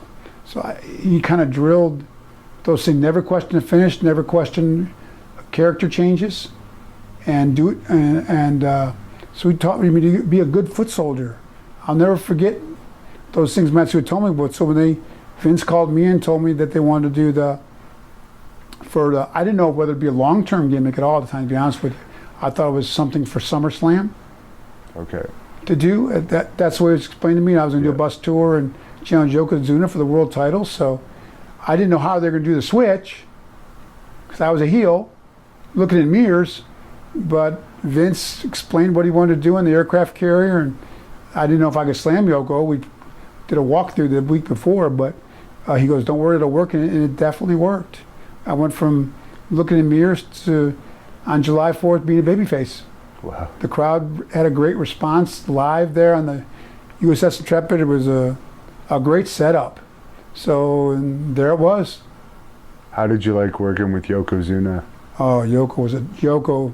I call him Yoko. Yokozuna was a dream to work with. I think one of the best big men ever. He was. We all call him the Dancing Bear. We called him that because he was 600 plus pounds, but he could bend backwards before he took a bump with his back. When he let his hair down, he had that long hair he let out, and he'd bend. His flexibility, his agility, his ability to move in the ring, and just those Island boys are incredible workers, usually naturally, anyways. Yeah. So he was a dream to work with. And Yoko and I also struck a very good friendship outside of the ring. We both loved playing cards. Okay. We killed time on the road, the locker room, when we were in Europe on the bus. So Yoko and I got together personally really well. So yeah, very fond memories of Yoko. Were you disappointed at all? I've heard you say in other interviews you weren't, but I know as a fan, I was a fan of yours at that time, and when they had the balloon drop and the confetti or whatever, when you won by count out, did you find that was a little lame considering the big build up to that match? Another question I'm asked a lot. I would have loved to have won, but I wasn't disappointed because I was never promised. I thought it was a great opportunity to do the Lex Express tour. It went really, really well. And to be in the main event against Yoko for the world title. And Vince had already pretty much mentioned if I was going to win the title, he'd rather maybe wait off until the following WrestleMania. So, I definitely wasn't disappointed. And I knew that they were going to take Yoko off on a angle with Undertaker. And then if I was going to get another world title shot, they would try to zero back in on WrestleMania the following year, which was preceded with Brett and I tying in a Royal Rumble, which I thought went great. We both hit the mat at the same time. Yeah. I think it's the only tie ever in a Royal Rumble. Yeah, that I know. We were co-winners. Yeah. And was that scary going into that, thinking that you might screw that up? We didn't know. That was, wow, what you thought? Brett's so good. Brett hung on to me and just timed it, because I was just going backwards over the top rope, so that was all Brett. And we back then, even the cam work was in, but that they were scared it was going to look really bad. That's what I call it. But we both hit the mat. You could run that over slow motion 100 times and not be able to really tell who touched first. It turned out great. And that was a good setup for WrestleMania, for sure. And I understand you were pretty good friends with Brett outside of the ring. Oh, man, we still are. I just saw Brett a while back. We had up in Kingston, Ontario. We were together, and it's great to see him again. And great friendship to this day. We always loved working in the ring together. Nothing but respect for Brett. Are you still a big coffee connoisseur? I understand Brett and you had that in common. I'm a big coffee guy to this day. Brett introduced me to Starbucks coffee. Go to Starbucks almost every day with my mom. But we go to Tim Hortons also here in Buffalo. But Brett really introduced me to the joy of coffee and the caffeine and the whole deal. So we traveled together some, and Brett's the reason I'm a coffee lover today. We shared that as well. Now, for the Lex Express itself, what were your thoughts on that concept and how it played out? Lex Express was very well laid out. We traveled the whole country. They really did systematically. There were great crowds everywhere we went. I mean, we were in Denver one time. I remember they were lined 3 times around a Toys R Us. Wow. In like 100-degree heat. They promoted it well. We had a tour director on the bus. It was very well done. It was a long summer because I'd like start doing morning radio shows at 6 a.m. calling in person from city to city every day. Then do like 2 appearances, like 3-hour autograph sessions. Try to get to the gym, and then I'd go on the evening newscast with the weather guy, and it was morning till night. It was exhausting, but it was good. It was very well done. Now, I don't know if you've heard this or not, but I guess Bruce Pritchard did a podcast on you where I guess he was working with you a bit during that Lex Express time, and he said you started to make requests where you would want to fly into a city, then get on the bus and end up staying at the Marriott at night and just go on the bus when you had to make the appearances. Is there any truth that you were asking for those, or is that him telling a different version of what happened? I'd have to hear what he said. Okay. I wanted to stay at a decent hotel because of my training. I didn't want to stay at a hotel that didn't have room service. So I did like Marriott, so I might have put in a Marriott request or a hotel that had room service and or food. Right. I wasn't trying to get a Ritz-Carlton or anything, but if I was going to be on the road that much, for my training, I wanted to be a decent hotel. So, I mean, maybe he's in the office and he knew things that I might have asked for. I don't know. So I don't know if there's, I'm not saying that's a falsehood, but I was on the bus most of the whole tour to see my family a couple times. They flew me home for like a day. But I was on the road. I rarely flew. I was pretty much on the bus the whole time. I did fly once in a while. They wanted to give me a day with my family or something because I had 2 small children, and which was great that they would do that. Then I'd meet them if they had and they'd time it. If they had a really long ride, like from South Dakota, they wanted to get to California, they'd fly me home, then fly me to California, like the next day. Okay. Or something like that. But I never requested that. It was something that they wanted to do for me so I could still see my family a little bit. Because they knew that it was a lot. I told you my daily schedule, so we're going to give you a day or 2 home with your family. So we're going to fly you from where you're at in Denver, home to Atlanta, then we're going to fly you to LA and get back on the bus. But I wouldn't just sit at a hotel and go hop on a bus to go to the appearances and fly everywhere. I was definitely on the bus and go from appearance to appearance all day long in the bus. Spent a lot of time on the bus. Yeah. Definitely. He also mentioned there was a video crew with you on the bus the whole time. Is that accurate? Not the whole time. There was, between certain dates, if they wanted to get some footage. They want to get some footage of me, more just sitting in the bus, more than sound bites, really. Okay. More they wanted to get footage. Yeah, because after I heard that, I was wondering, like, maybe in a few years, there's suddenly going to be a video that comes out of everything you did on the bus at that time. But also that would have become a bit annoying to have a crew around you in those close quarters. Yeah, no, we didn't have a full-time crew. I guess they've released some footage of me that they have of the Lex Express that they've released. But the one guy, I was on social media. Only thing I do is Twitter. And guy goes, man, I watched all that footage. You look, I got the feeling you were miserable. I go, I was probably tired. I wasn't miserable at all. Yeah. I go, I was probably tired when they got shots of me in the bus. A lot of times they do that late in the day. I'd been up since 5 in the morning eating breakfast and then doing appearances and signings all day long. So then they'd come in the bus with the camera crew to, let's get some outtakes and reflect on the day. And I was like a zombie. So, but I said, I was probably exhausted. But plus wrestling too, I guess you were probably doing on this tour, right? No, they took me out of the wrestling. Okay. There's no way. I mean, I was literally, I'm not exaggerating. Yeah. I was on the bus doing appearances from, I get up at 5 in the morning and literally till dark.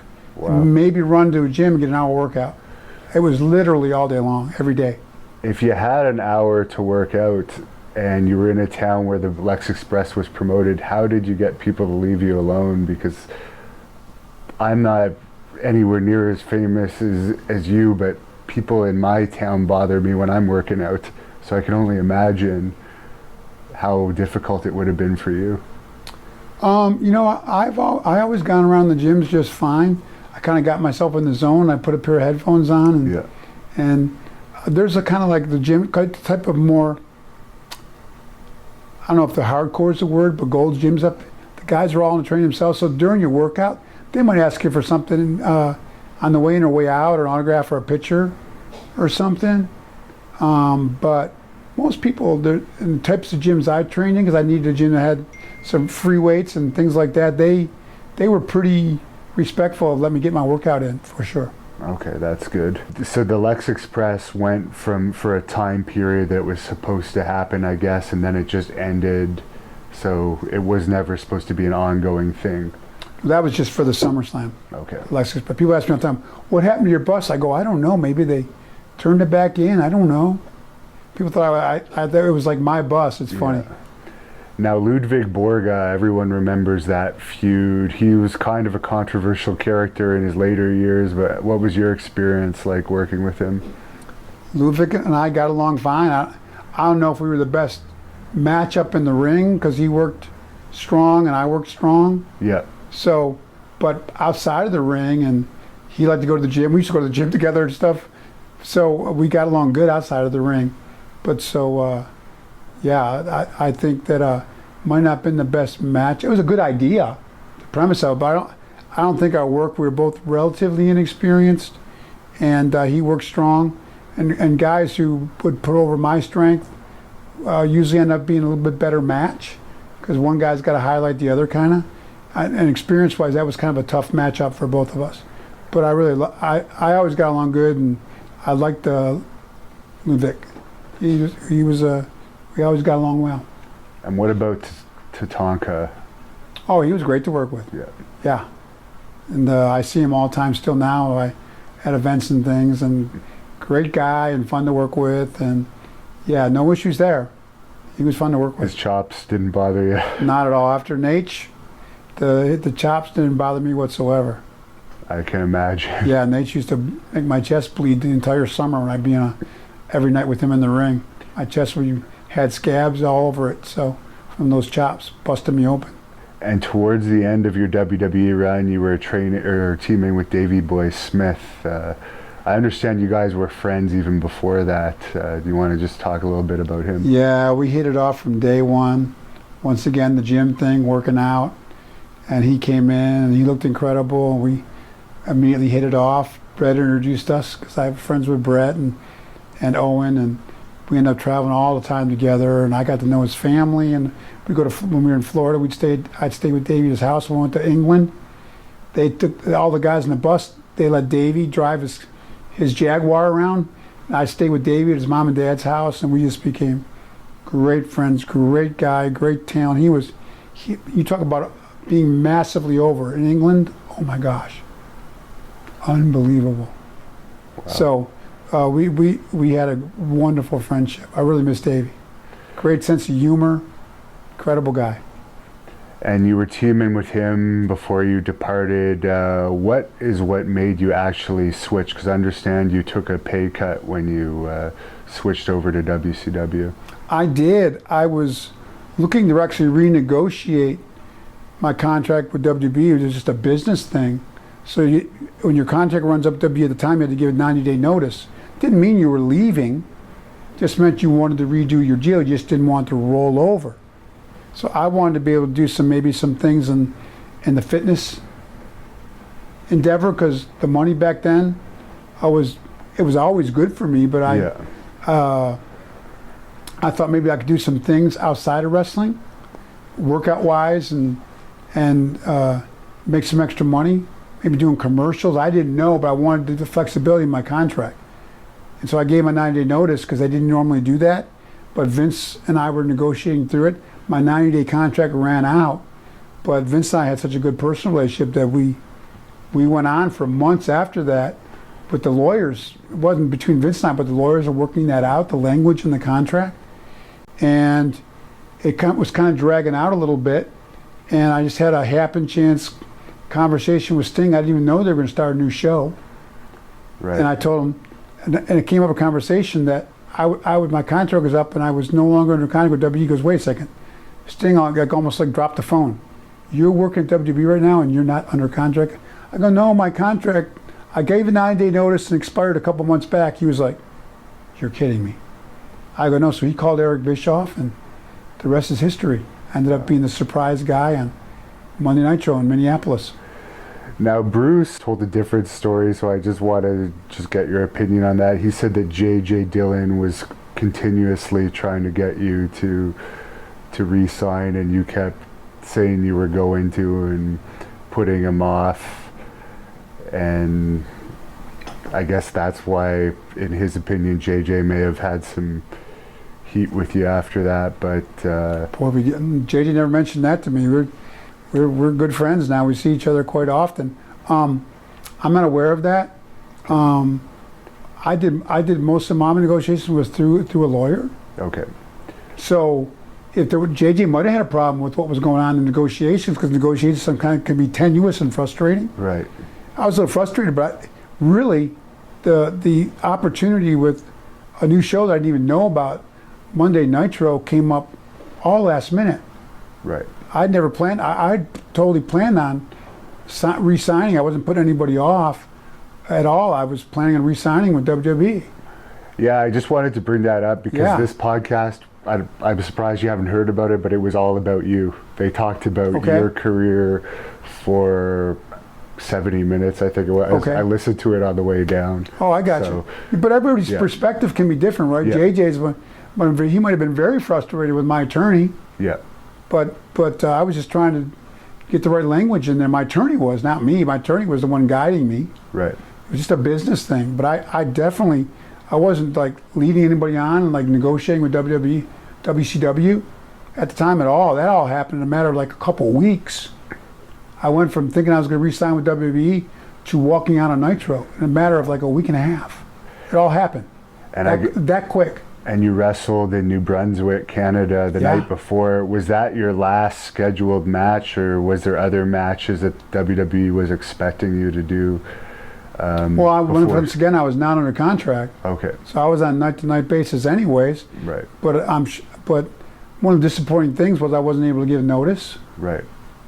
That was part of the agreement, that Eric Bischoff wanted it to be a surprise if I came to WCW. And Eric Bischoff, I had heard, wasn't a big Lex Luger fan. So that's why he wanted to test was I full of myself? My reputation was being kind of arrogant. So he kind of thought I'll lowball him and see if he balks on the money.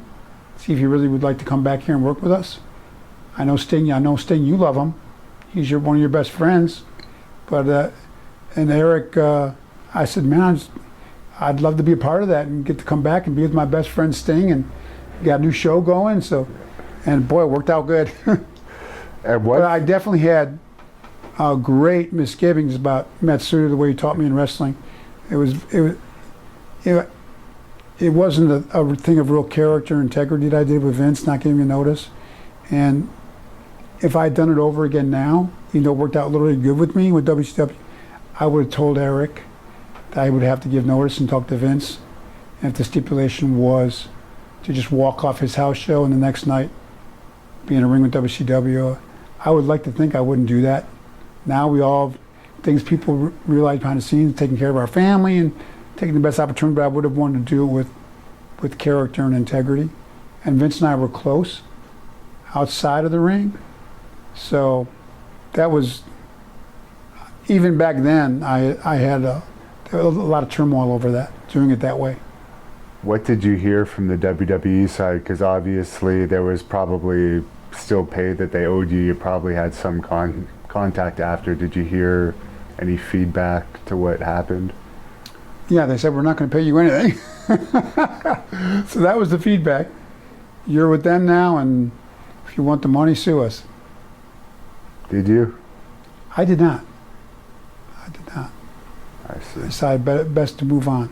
I looked into what it would take to try, and to sum it up, it would have been a long line. How much did they owe you? Oh, I don't know. There was some pay-per-view money and some marketing money, I'm sure. The house show that you just... I'd have no idea what that would have added up to. I see. And Bruce... Nothing huge, no huge, like a sum of money. Oh, okay. Or anything like that. Bruce apparently said Pat Patterson's reaction to it was to say, well, he's their problem now. That sounds like Pat. That sounds like Pat. That's good. I like that. Now, That's definitely possible. That sounds like Pat. That's a good one. I had never heard that before. That's good, Devin. I like that. And sounds like Pat. What I noticed when you debuted on Nitro, you looked like the old Lex Luger, which amazed me because you had just been on WWE TV, and there was a distinct difference in your look. It seemed like your hair had magically grown. No, I'd already started growing my hair out a little bit, but that had nothing to do with me because it all happened a week and a half. I decided I was going to grow my hair out a little bit. Okay. At WB, so that had nothing to do with it. But I definitely felt comfortable back with Stinger and the guys back in WCW. That's kind of where you looked like I started in Florida, but I felt comfortable. Yeah. Yeah. No doubt. And what was it like dealing with Hogan? Because I guess you had probably met him in WWE, but this was the first time you're actually having a confrontation with him in the ring and working with him. Yeah, I hardly knew him at all. And the first night didn't go well because when we got nose to nose on the Nitro, we went to commercial break. And to come back out of it, we were still nose to nose. And the camera guys were in, go, okay, we're off for whatever it was, a minute or two. So I broke character a little bit. When you're nose to nose, and there was a live crowd there, and Hulkster's all business about his business. I'd never been around him, so I kind of smirked at him, and I'll never forget. He looked at me. He goes, "Hey, brother, knock that smile." He goes, "Take that smile off your face. I'll knock it off." And I tried to walk up to him afterwards. He kind of blew me off. I said, "I'm sorry, Mr. Hogan, sir." I'm like, I didn't mean to. He goes, "That's okay, man, but you don't ever break character out there. That's taking money out of my pocket," he said. Walked away. I knew he was mad at me.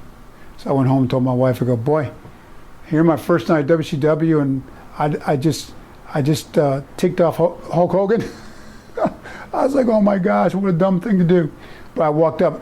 The next week at TV, we're in Florida somewhere, the second Nitro, and had some stuff I was going to do with him on camera.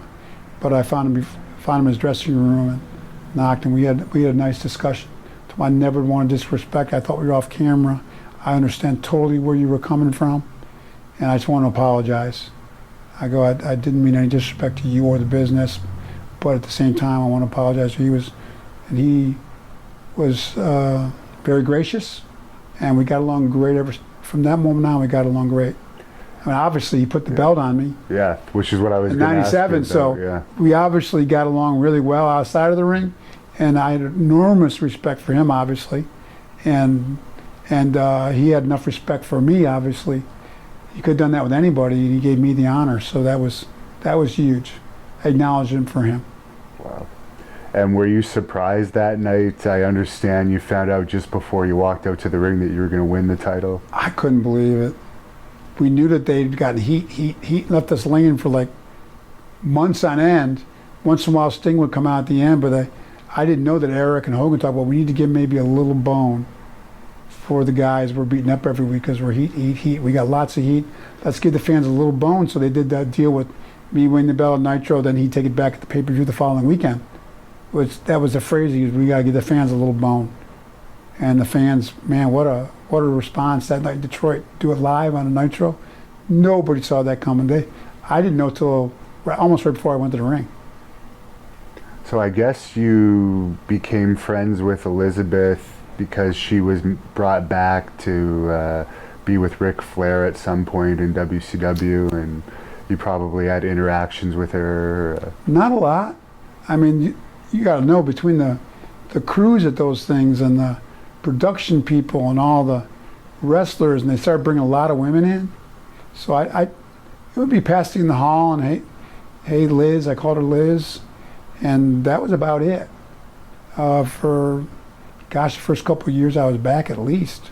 And she only came to TVs. I was on the road all the time wrestling, house shows, and I'd see her on a Monday night, and every guy at the hotel afterwards, and at the hotel afterwards, maybe have a couple beers or something, but never had a lot of interaction with her at all.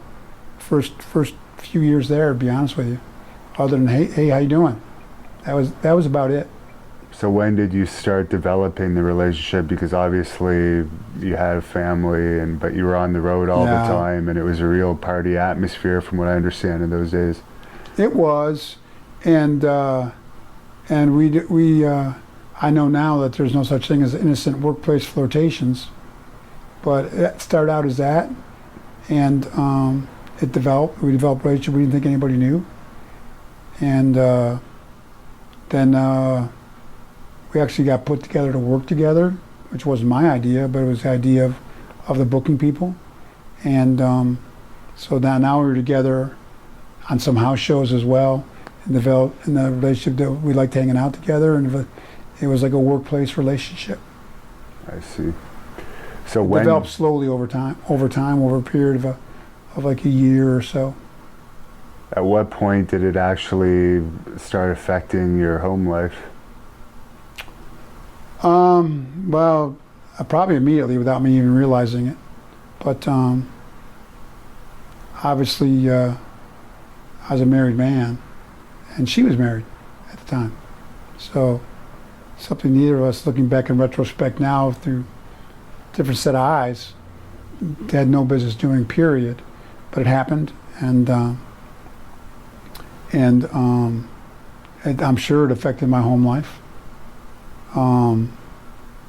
She ended up moving to Atlanta, and so things escalated from that point on, especially once WCW got bought out. She was living in Atlanta, and things developed even more along the lines after that. Were you still under contract when it was bought out? Did you have some time left on your contract? I did. I had a couple of years left, full pay, which was probably for me not a good thing. I probably should have stayed busy and wrestled. Too much time and money in my hands at the time.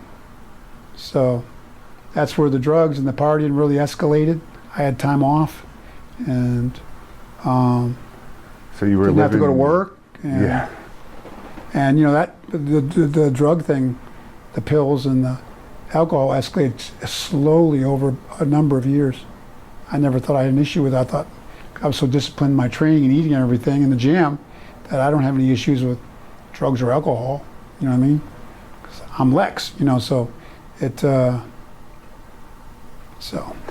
Was it your wife finding out about Elizabeth that ended the marriage, or was it the drug and alcohol issue? Combination of all of those, for sure. Drugs, the alcohol.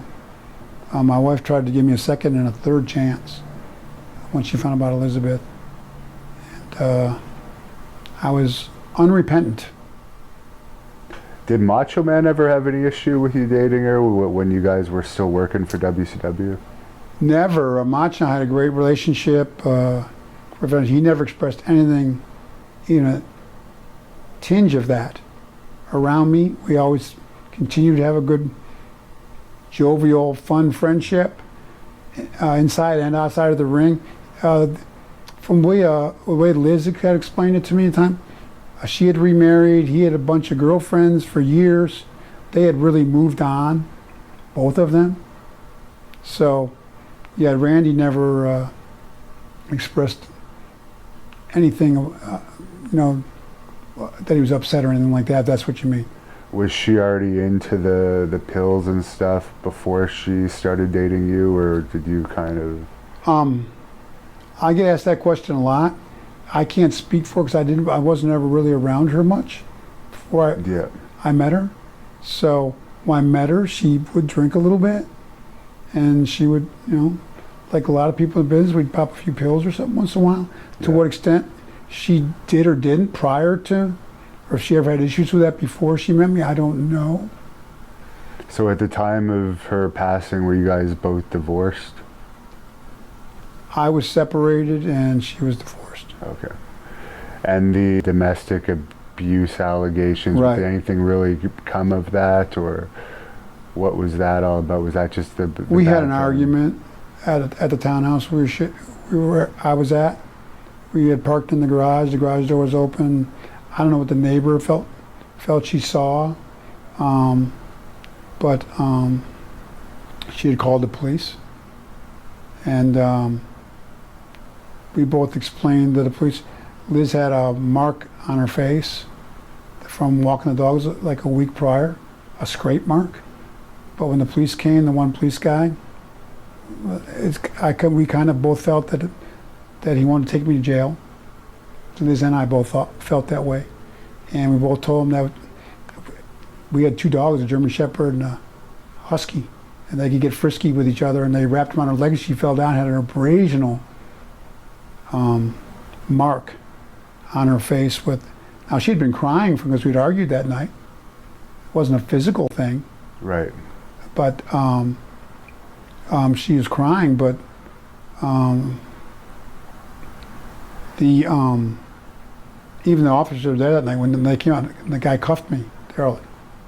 They're all like, well, this is one of those calls from a nosy neighbor, and we'll be out of here in a few minutes. There's probably a dozen cops outside, and the cop station was right down the street, and they were all hanging out at Lex Luger's place. So, so we were both Liz and I were both shocked. You were extremely famous at that point too. Yeah, so. and I was almost 24 years of marriage, and believe me, I was not at the time, the way things went down. My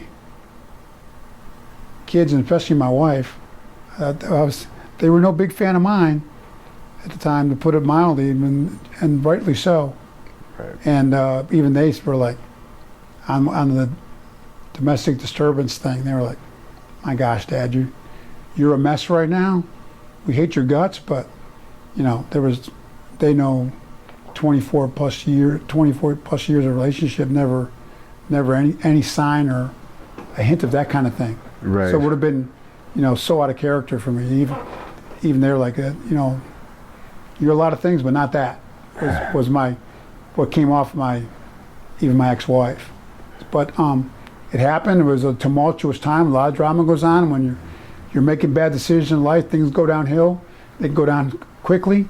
So that's all part of it's kind of wrapped into all the horrible things that happened in a very, very tragic time. Because she passed away not too much long after that. And actually, that's where they dropped the charges.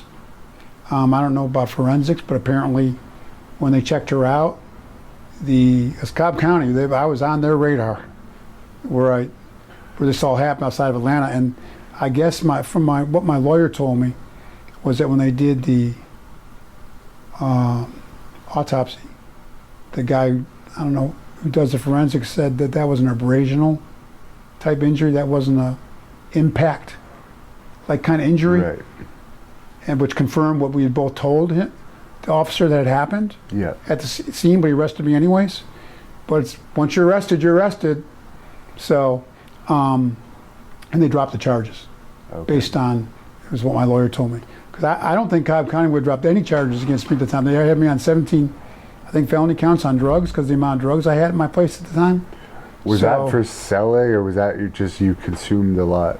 It was my stash. I just re-upped my stash, I called it. I didn't want to buy drugs on a weekly basis, so I'd buy like a 6-month supply or a year's supply at once because I had the money to do it, the wherewithal. So I just bought a bunch of stuff. And what was it exactly that Miss Elizabeth had taken that night? I never got saw a toxicology report. I wouldn't be. It was alcohol and a couple of different pills. I mean, she seemed fine that night. We were watching movies together, and she was standing in the microwave next to me 1 minute. I took her food over to her and was heating mine up in the microwave. The next minute, she wasn't responding or breathing. Wow. I was total shock. And you were probably on pills at that time too, so you were probably... Yeah, I mean, I wasn't like... I was making food, and I wasn't like... I had messed up a lot back then. I wasn't really messed up. Yeah. It didn't seem like she was all that messed up at the time. So it was a shock. I was like, when she didn't respond, I just immediately dialed 911, and they were there within, it seemed like a minute and a half. because they were right down the street, like I told you. Yeah. And they were there, and when they worked on her and ran her out the ambulance, I said, this isn't good. But at the same time, I thought, well, they got her now. She's going to make it. So what went through my mind. Didn't find out till later what happened, that she didn't make it. But they rushed her out the paramedics were working on her and rushed her out the ambulance. I thought, we always think we're going to make it, right? Which might speak to youngsters now. So if I tell them, you just never know. Yeah. One night, too much of a certain thing, or your body responds different. Drugs are Russian roulette. Yeah. And that very, very sad. That real didn't tragic. actually clean you up then either, did it? You still had to go through a few years of. No, it got worse for me, for sure. What was the lowest point of that whole period in your life? Obviously, her passing has to be up there. That was a low point in the jail cell at that time. The only time I actually thought of taking my own life. I thought maybe if I got on top of a cement barrier, I was in an ISO cell. Put my hands behind my back and fell head first, because it was all cement down below. I might be able to take myself out. Thankfully, I didn't do that, but I thought about it. That was a low point. And find out what happened with Liz and up on 17 felony counts, and it was like I felt a lot of weight on me. Yeah. A lot of darkness that night, but I had a lot of dark times.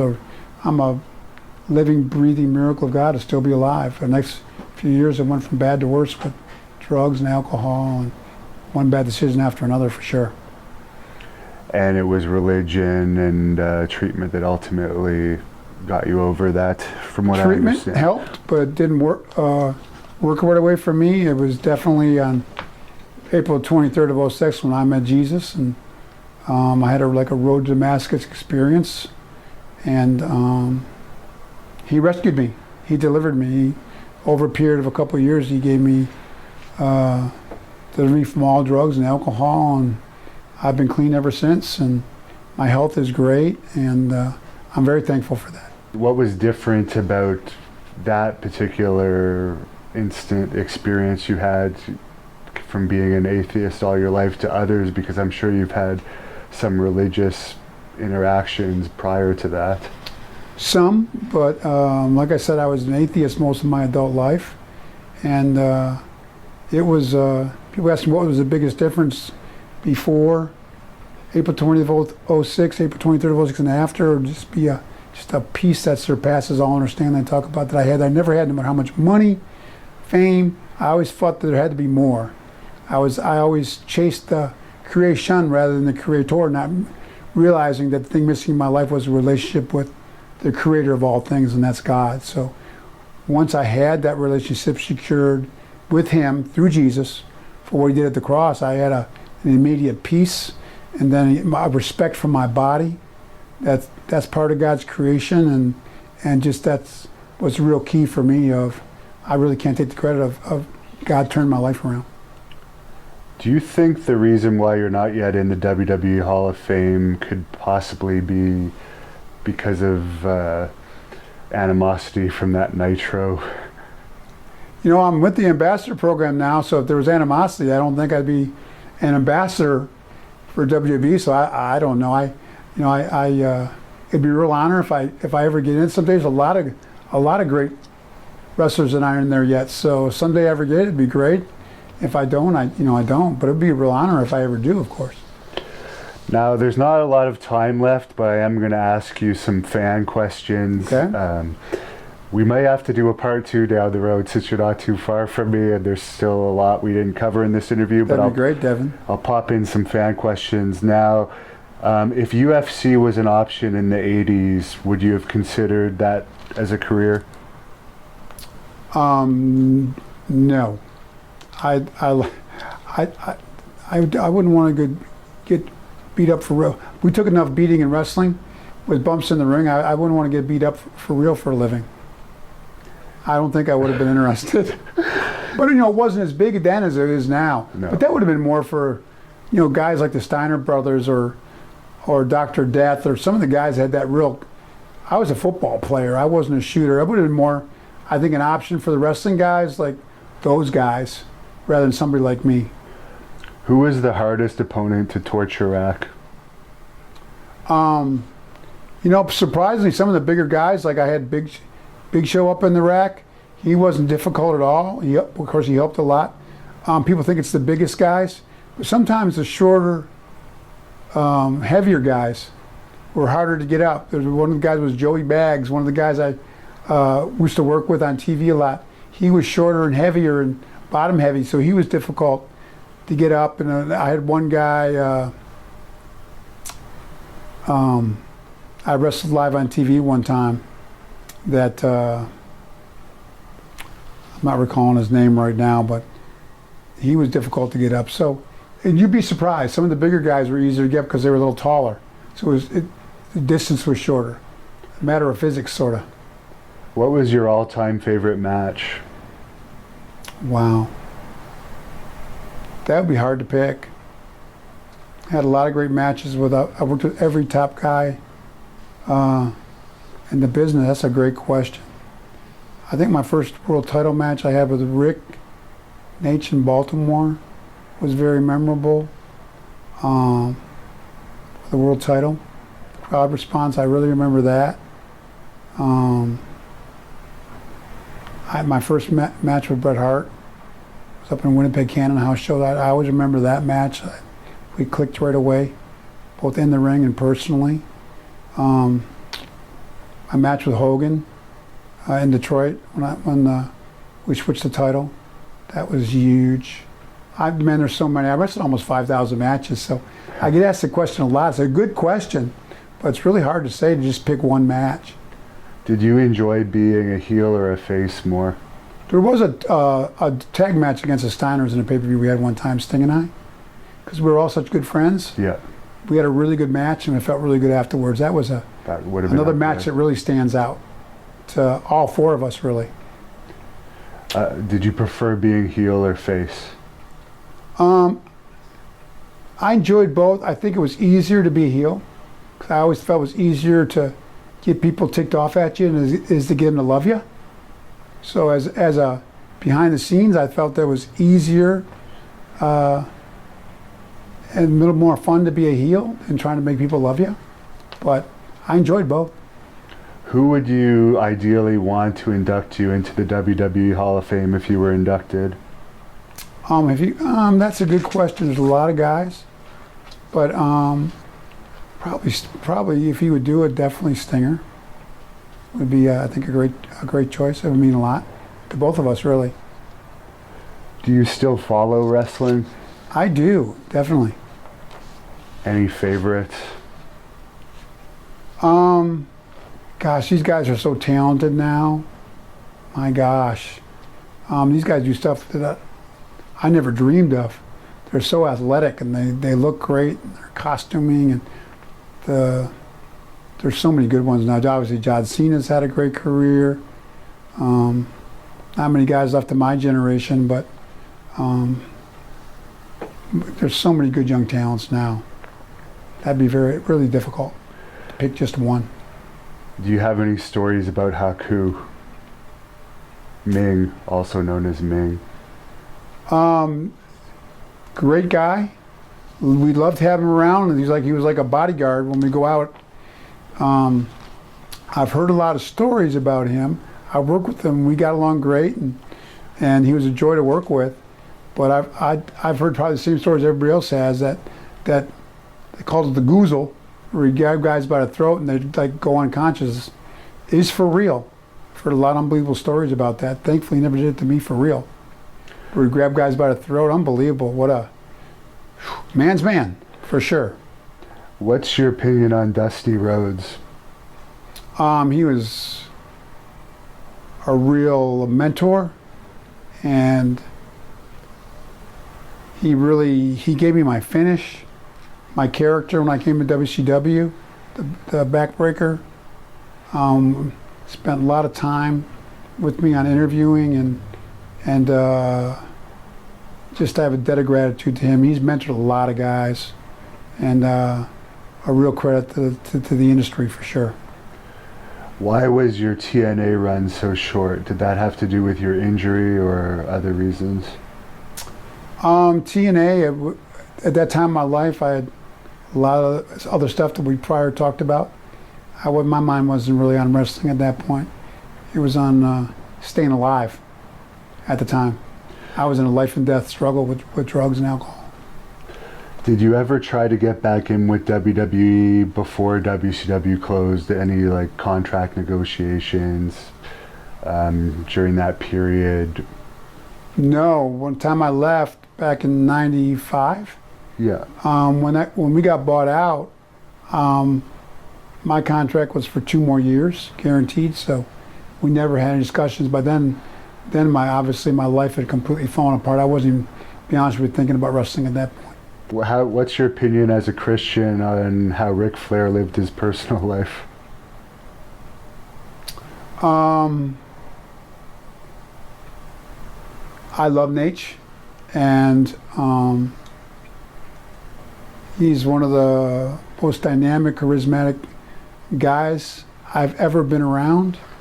And you know, Sting and I and Nikita and the guys that are believers now in the business that love Nate to death, we're always hopeful and prayerful. We always say to each other, man, if we could get Nate over to our side, what a testimony. We call it a testimony, which means our story of what we once were and did to what we are now because of Jesus. We're always like, man, if we could. So we're all still very prayerful. We all still love Nate for just who he is, and we love him just the way he is. But we'd love to see him come over to our side, for sure. What a testimony that man would have! Wow. And well, he could win a lot of people to Christ. He's got the gift, right? That's for sure. Imagine those interview skills being used for the kingdom. My gosh. The preachers and pastors are the Be best. The next Billy Graham. Guys. Yeah, exactly. We'd love to have Rick on our side. Without in that regard, we're all on the same side. But I mean, in that regard, we'd love to have Rick on board. Come on, Rick. And this is another question. As a Christian, what do you think of transgender wrestling now that they're doing in this new All Elite Wrestling company? I haven't even heard of that. What is that? Men dressed up as females, wrestling as females against females. I look at TV and wrestling as an entertainment business. So, I mean, I don't have I'm not like a legalistic, like hit people over the head with the Bible. I know that they try to always mirror wrestling with our current times and what's going on in the world. So that stuff's going on in the world. So I understand. And they're out to draw money and get television ratings. So I understand where they're coming from with that kind of stuff, if that makes sense. Doesn't mean I would definitely necessarily condone that myself, but I mean, I understand where they're coming from. Favorite TV show? Wow. Favorite TV show? I would have to say right now, it would be, now that I'm here with the precious opportunity hanging out with my mom the last few years and hanging out together, my 86-year-old mom, she beats me most of the time because she's a wordsmith and like a straight A student all the way through high school and college. But Wheel of Fortune. Oh, interesting. Hey Pat, hey Vanna, you ever see this? Oh yeah, we love Wheel of Fortune. Wow, I wouldn't have expected that. Oh yeah. What happened with Main Event Fitness? Sting sold out a partnership a few years before me. Then I sold out to my other 2 partners that I had a few years after that. And it was a business that I'm not sure what they did with that after that. That was up to them, obviously. What's your favorite Horseman road story? Wow, that would be impossible to zero in on. My gosh. I'd have to think about that one. Nothing.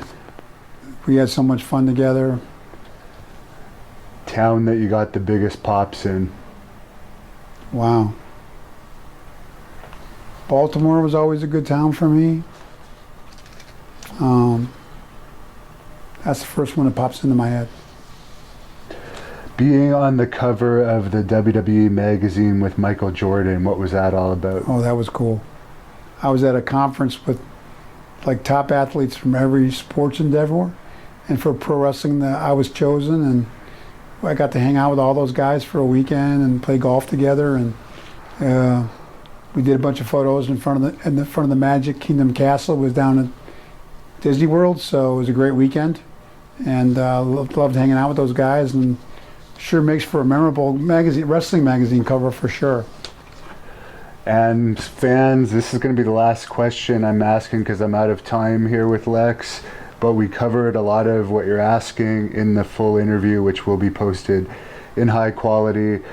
But the last fan question I'll ask is, what was your favorite wrestling run? Could be in any company. I'd have to say 3 phases. Obviously, the run with the 4 Horsemen really stands out as a highlight, that whole period. And it was all new then, so that's very special. Lex Express was an incredible experience. Partnering with Davey Boy was huge as tag team. And then obviously the whole Nitro experience and the world title win with Hogan live on TV. It was another big, but that Monday Nitro experience as a whole was, so really my whole 15-year career, I felt like, I said earlier in the interview, like the 4th of July fireworks. It all was, the wrestling aspect of my life was amazing, and I'm very thankful for that. And look back with many, many fond, cherished memories, for sure. And if fans want to follow you, you're on Twitter at Genuine Lex Luger. That's the only thing I'm on. Anything else there is not me, but it's at Genuine Lex Luger. And anything you want to close this off with? As I said, I think we're going to need a part 2 because we only really scratched the surface. But is there any message that you would like to leave the fans with to close this interview off? Not other than, I look back at my career when I got into wrestling, not really knowing wrestling. Sometimes I thought you, the fans, were like crazy. But then I realized that wrestling was so unique. We had every socioeconomic, ethnic, racial, the diversity of wrestling fans, and we all, between the guys who wrestle and the fans, I see now, in hindsight, sometimes in the moment you don't realize it, but it's really hit me what a special family we are.